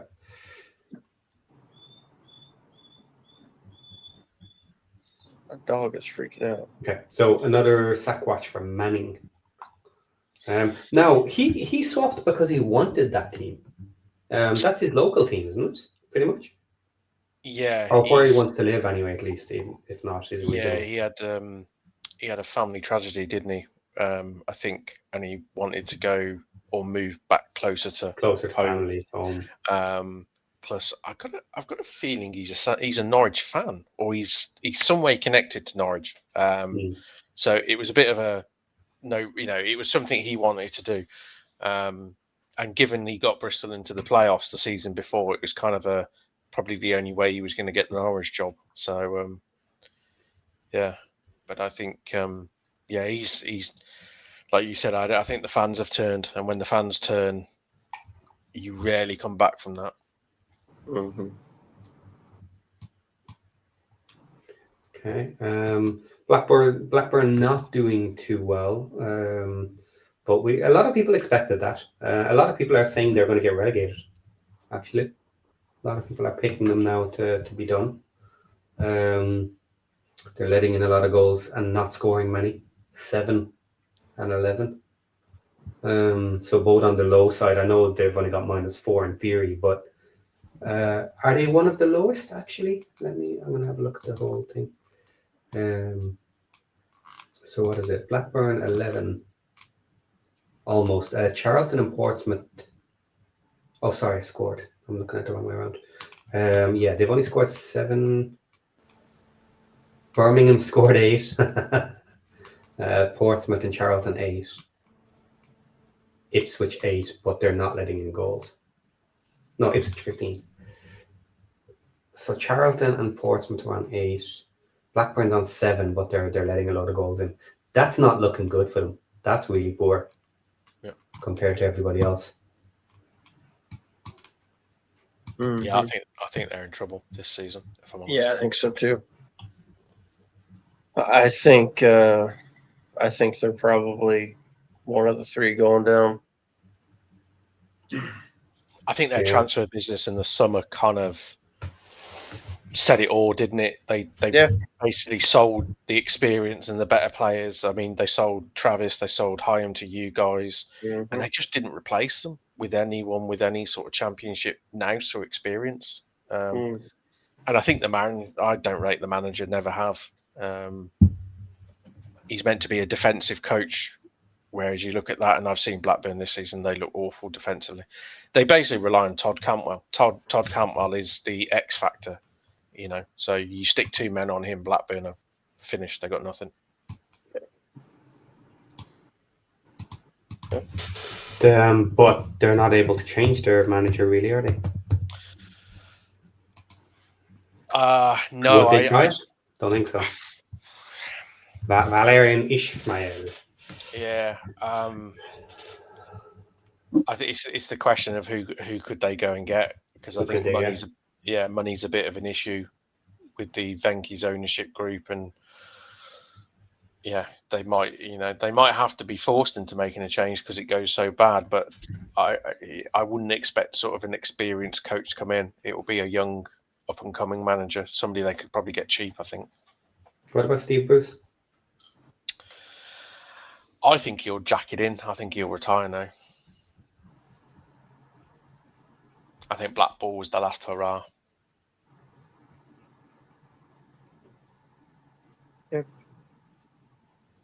See that? Yeah, definitely in trouble. We'll see what happens with Sackwatch, but he's probably going to escape a while because they can't really get anyone / aboard anyone. Yeah, they might have to just chance it with a young manager or something, and maybe give him a payout if he keeps them up or something. here's $1 million bonus if you can keep us up. Right.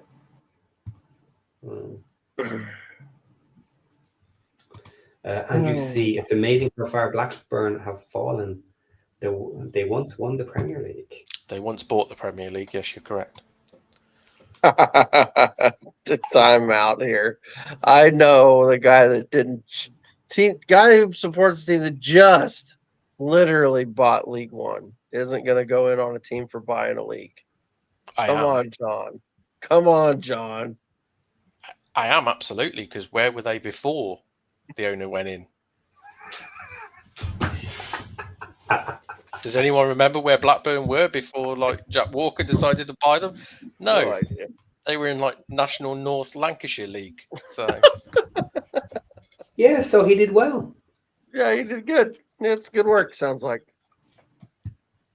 Seems like an all right fella. I'm going to say it was a wonderful thing, and they won it, yes, and all that. But I don't buy it. It's not like a fairy tale like Leicester, if you know what I mean. It's like, you know, it's not rocket science. They went and bought players with a lot of money at the time and won the league. Congratulations. You did what you should have done. Blackburn do still have a game in hand with Ipswich, which they're more likely to lose, but they still do technically have the game in hand. We are picking them for ending up in the relegation zone. So are we saying Oxford survives and gets out?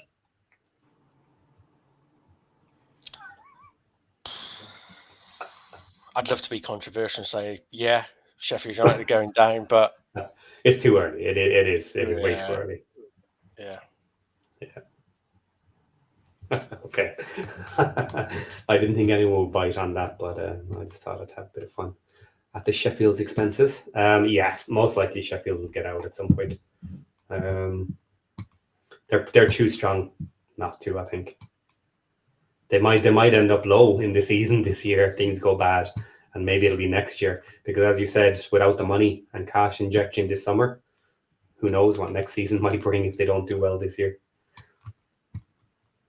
Yeah, they're back to mid-table nothingness, which they were for many. Well, to be fair, before they got Premier League and stuff, they were a lower championship side, then got relegated to League One and spent a number of seasons in League One. And it was Wilder that basically came from nowhere, got them promoted from League One into the Championship, and then miraculously got them up to the Premier League. So full circle coming, maybe.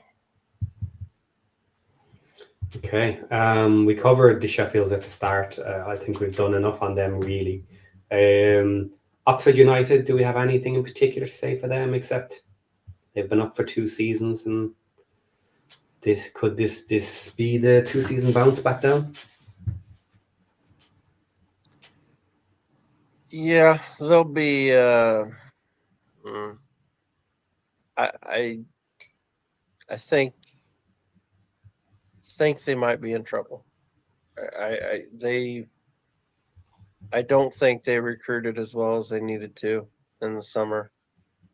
And I think, the manager even mentioned it at one point. He wasn't super happy, and then I think they went on and got a few loans in, but I think Oxford might be in trouble. So we'll see. They can still pull out a result here and there, and they've shown that, but I think if I had to pick right now, I think Wednesday, Oxford, and probably Blackburn would be my 3 to go down. If from right now, of course that all changes. A few wins here, a few wins there, and then who knows? But yeah, I think Oxford probably go down this season. Yeah, I think they've got the manager in Rowett for if you want a chance of survival, he's the sort of man you want. I think the worrying thing I would say about Oxford right now is they've only won 1 game, which is the same as Sheffield Wednesday and Sheffield. Is it? Mm-hmm. Yeah, it is 1 game, isn't it? You can make an excuse for Sheffield Wednesday and Sheffield United with everything that's gone on at their clubs. Oxford have had, in comparison, complete, stability, haven't they? They've had the manager they had last season. All right, the transfer business hasn't been fantastic, but they've had everything going for them in that regard. Yet they've still only won 1 game and find themselves in the bottom 3. And it's like, well, that to me is a concern, because it's like, well, teams below you are having absolute shockers, and you're essentially on level pegging with them. Yeah. Yep, totally agree. Yeah. They started well last season, but ultimately ended up in 17th, which I suppose wasn't bad for them, but it wasn't terribly far away from the relegation zones at the end of it, really. Because let me just check now. 24, 25. Okay, so they finished with 53 points, and Luton Town went down with 49. So they ended up only 4 points away from potential relegation last season, and then didn't really improve the team this year. Yeah, that's danger zone territory when you do that. Yeah. And if we're being honest, surviving last season for Oxford was, I won't say it was a miracle, because, it wasn't, but it was a hell of an achievement considering what they're up against. So, they'll be in amongst it again this season. I think the thing is with Oxford, I think even, most Oxford fans would turn around and say they're probably they probably are on paper one of the 3 weaker sides in this division.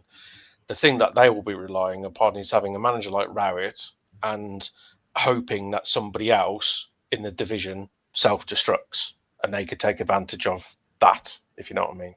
So, okay, right. So we're done with the league. I think the teams directly. I have another article here that I want to talk about. So let's get rid of this. Haven't told you anything about this. You may have heard about this. You may not. So let me call it out for you. Okay.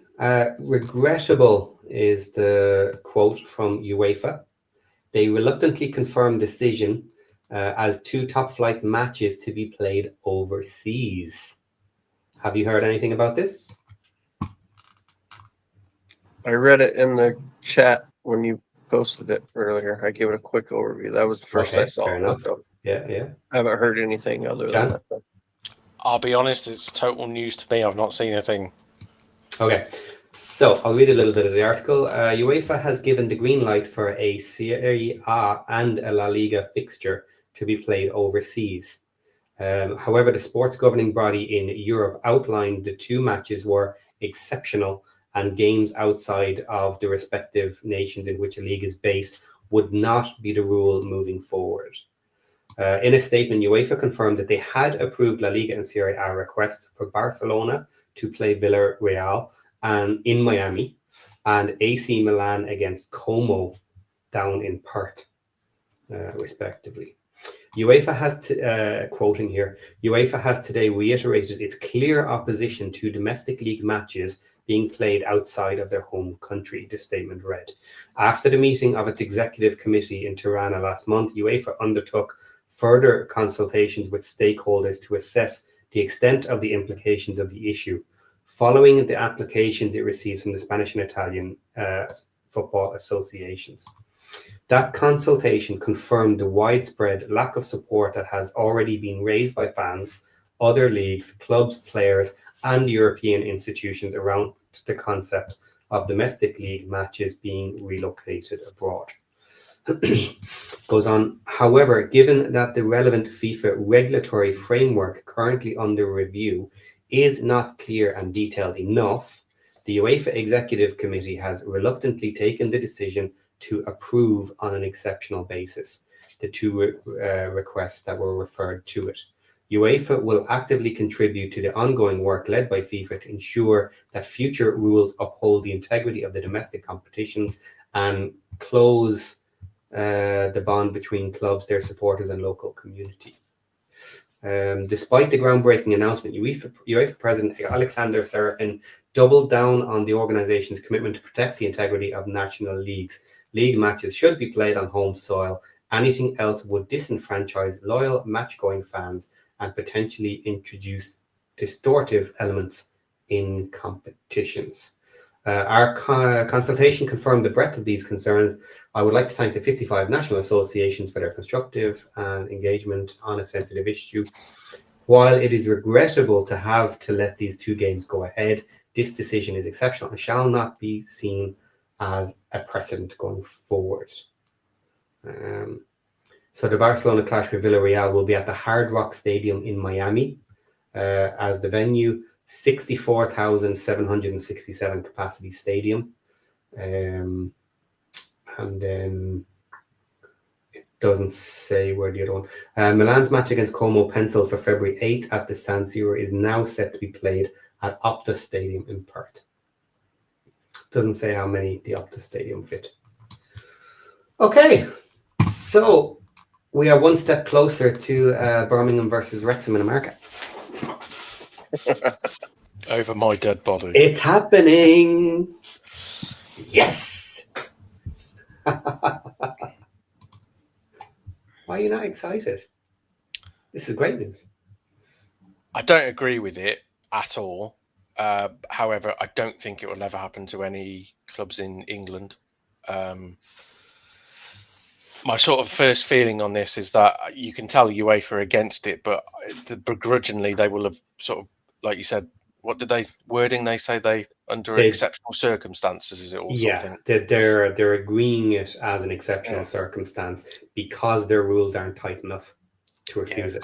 Basically, there's no rule against it, so they'll end up with a court case if they say no. Basically, I think is the implication. The truth of the matter, it all comes down to money. La Liga and Serie A cannot compete with the Premier League, so they're using it as a revenue, or driving revenue up. It's a money making exercise. UEFA, won't publicly say it, but they'd be more worried about a European Super League, which they want to avoid. So allowing the likes of Barcelona and a few of these other European clubs to do something like this, shall we say, staves away. If they turn around and said, no, you can't do this, I think it pushes the European Super League closer, because then those clubs don't really have another option to try and make money, if you know what I mean. So The Mad Al's question here: do they transport season ticket holders for free? There will be some disgruntled fans. I'm sure there will be disgruntled fans. I assume, obviously, it rarely ever happens. I assume this would be the same scenario if a match got abandoned / cancelled, and then because of issues later in trying to rearrange it, that they decided to play it behind closed doors, basically with just cameras, no fans, in which case they would just refund the ticket holders for that portion of their season ticket. I assume that'd be the answer. 2 season tickets. Yeah. We didn't give you a match. Tough shit. Here's 1/23 back. Yeah. I don't know. I think it's gonna happen at some point. I don't know if it'll happen in the EFL. I could see it happening with a Premier League match. It just seems like that's, things get going in a certain direction and it's hard to stop them. But yeah, I don't know. Yeah, it's an interesting one because I think from the team's perspective, I don't think there's that many teams that would be willing. Like let's just pick random numbers here. Let's say going to America basically gives you 5 times the revenue for your match from playing it at home. You fill a stadium somewhere, share the profits, and you're getting huge money for revenue. And you're 5 times. Is that even a major incentive for clubs? Clubs that can do that are huge clubs making huge money, generally, first of all. So it's not going to be a massive incentive for them. I actually thought it would likely be more of a Premier / EFL pushing it in order to get the exposure in other markets. I think that would be where a lot of it would lie. Like the NFL idea of having a match around the world, different parts of the globe. If you were to copy that for the Prem or for EFL and say everybody is going out for a match, we're going to talk to sponsors, we're going to talk to all the TV companies, whatever. We're going to do deals all around the globe, and everybody is going out to promote the EFL / Prem or whoever was doing it. And then, of course, money gets kicked back as well to the teams for doing it. Plus, of course, the revenue from the TV sales goes to them anyway. So the more promotion they get, the more money they get back in general revenue. So yeah, I just think it's a dangerous road to go down. I think it was always going to happen with La Liga especially La Liga, because I think this has been talked about for a couple of years now. I think Barcelona have especially been pushing for it for well over 12 months. I think the problem is it's also the interest levels, isn't it? I mean, it's like people say about, the Premier League going to America, for example, for a game.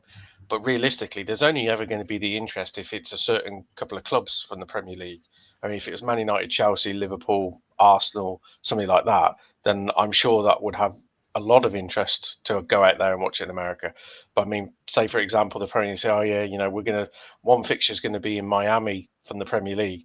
It's Bournemouth versus Crystal Palace. I'm sure that's going to get the juices racing over there, isn't it? I don't know. I don't agree with it. Never have done.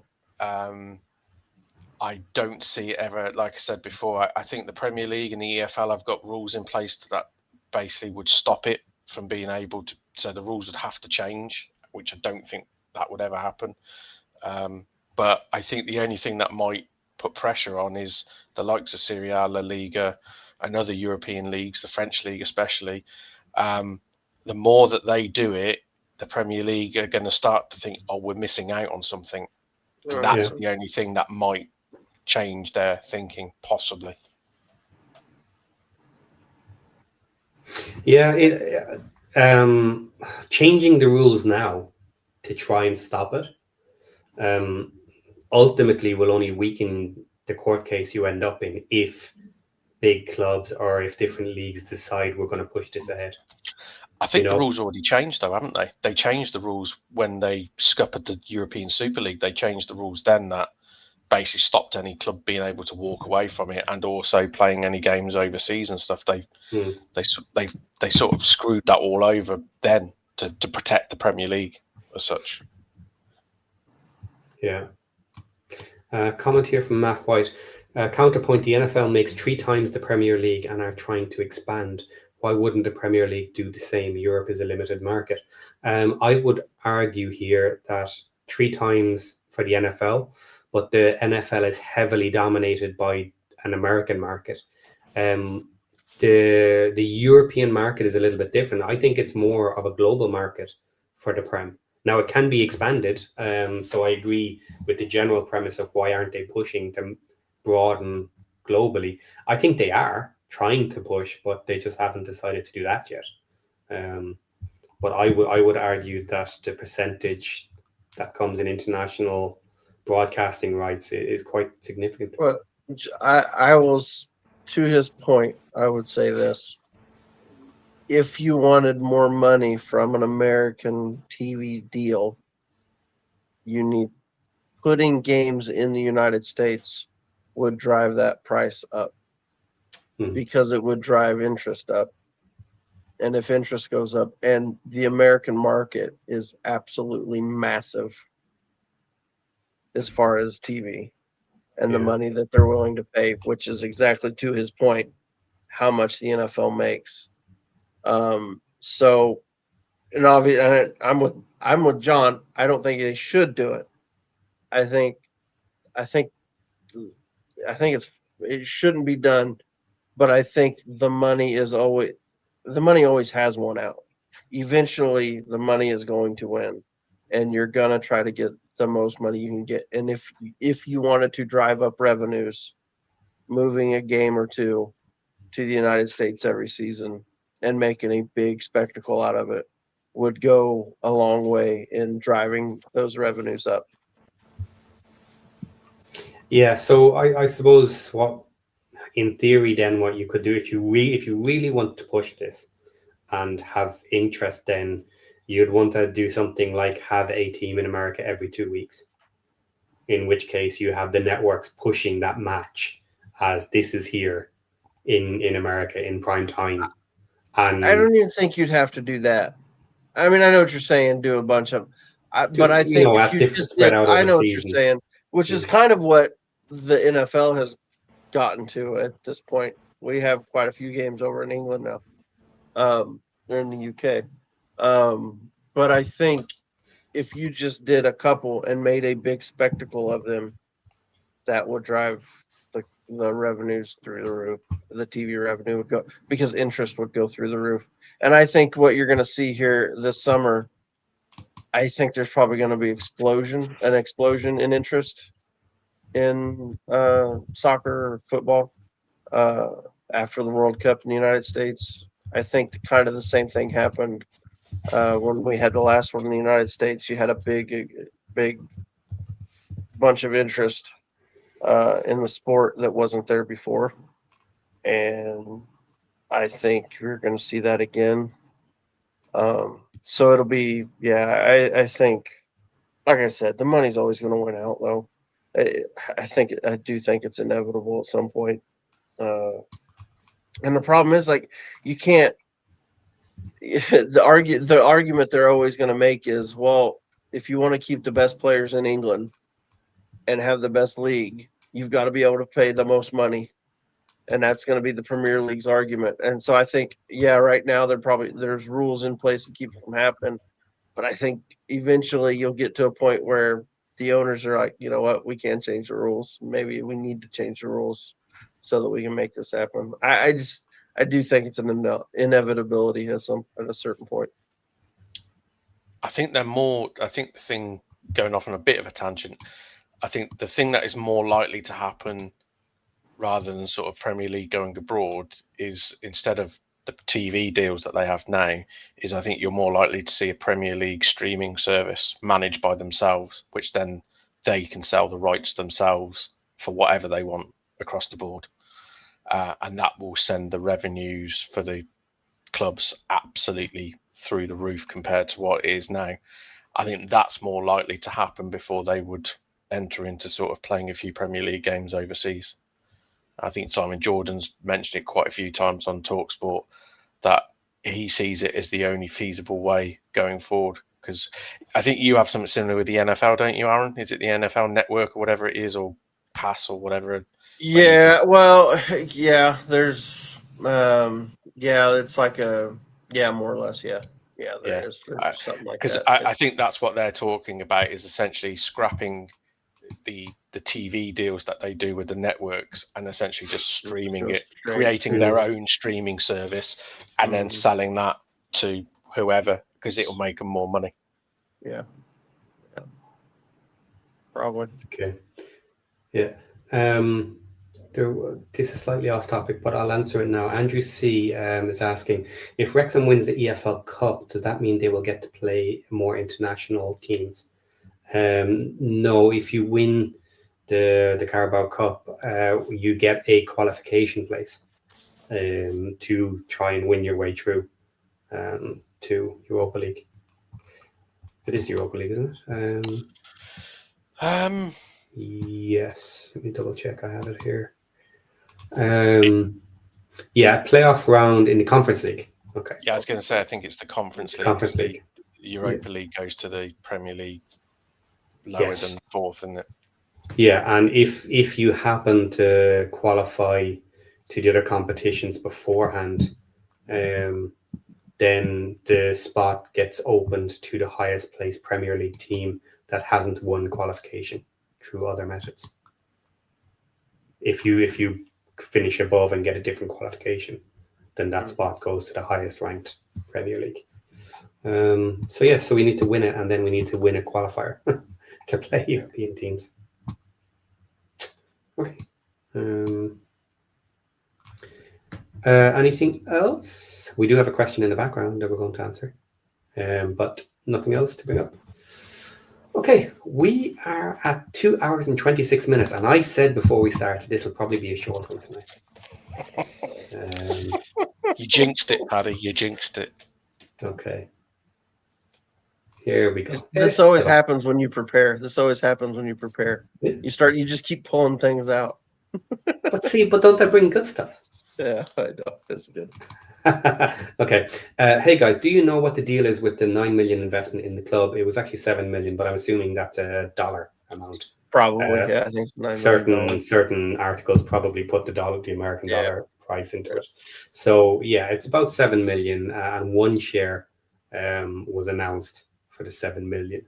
So first off, because it was only one share and doesn't dilute the ownership structure, it's almost guaranteed that was invested among all the owners of the club, because otherwise you would then repay whoever put the money in by an increase of shares, which will then give them a greater ownership of the club. So because it was just a single share, it's probably everybody sharing in it. So why would everybody put money into the club? Usually that would be some form of capital investment or big spending item. And at the moment we have the COP. Very recently, the local authorities who put money in put basically a lien on the club that will be released when we provide / complete whatever we have agreed with them, which is the building of the COP. And until then, they have a restriction that if we do not do whatever we need, then they can basically get their money back. So it is very likely that this amount of money was to be added to funds provided by the local government to get things started on the COP. Anything else on that, Aaron? Or? That's basically it, really. But it does not say with the shares who specifically put it in. There's no requirement to say what it's going to be used for. But basically that money has been put into the club for whatever use, and it's most likely the starting costs of the COP, because obviously the builders and everybody else are going to be looking for a certain amount of money up front on that. So that's pretty much it, I think. See, nice and quick. That's good. I didn't keep us half an hour for the question.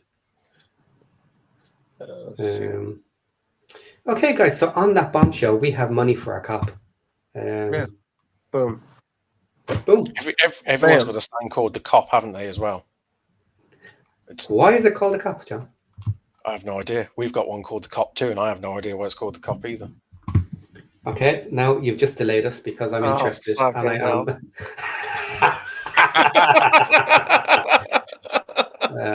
Where's my ex gone? We were looking for topics for next week. Were we?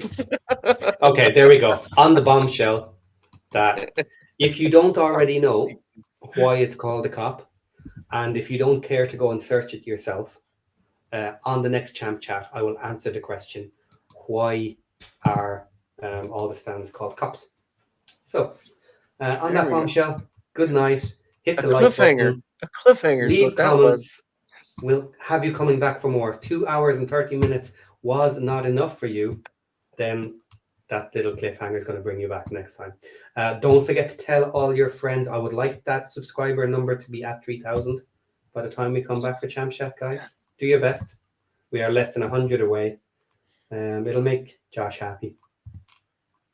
And actually, do you know what? Don't do it when Josh is on. Do it when we're on Champ Chat. I would love to take over during Champ Chat.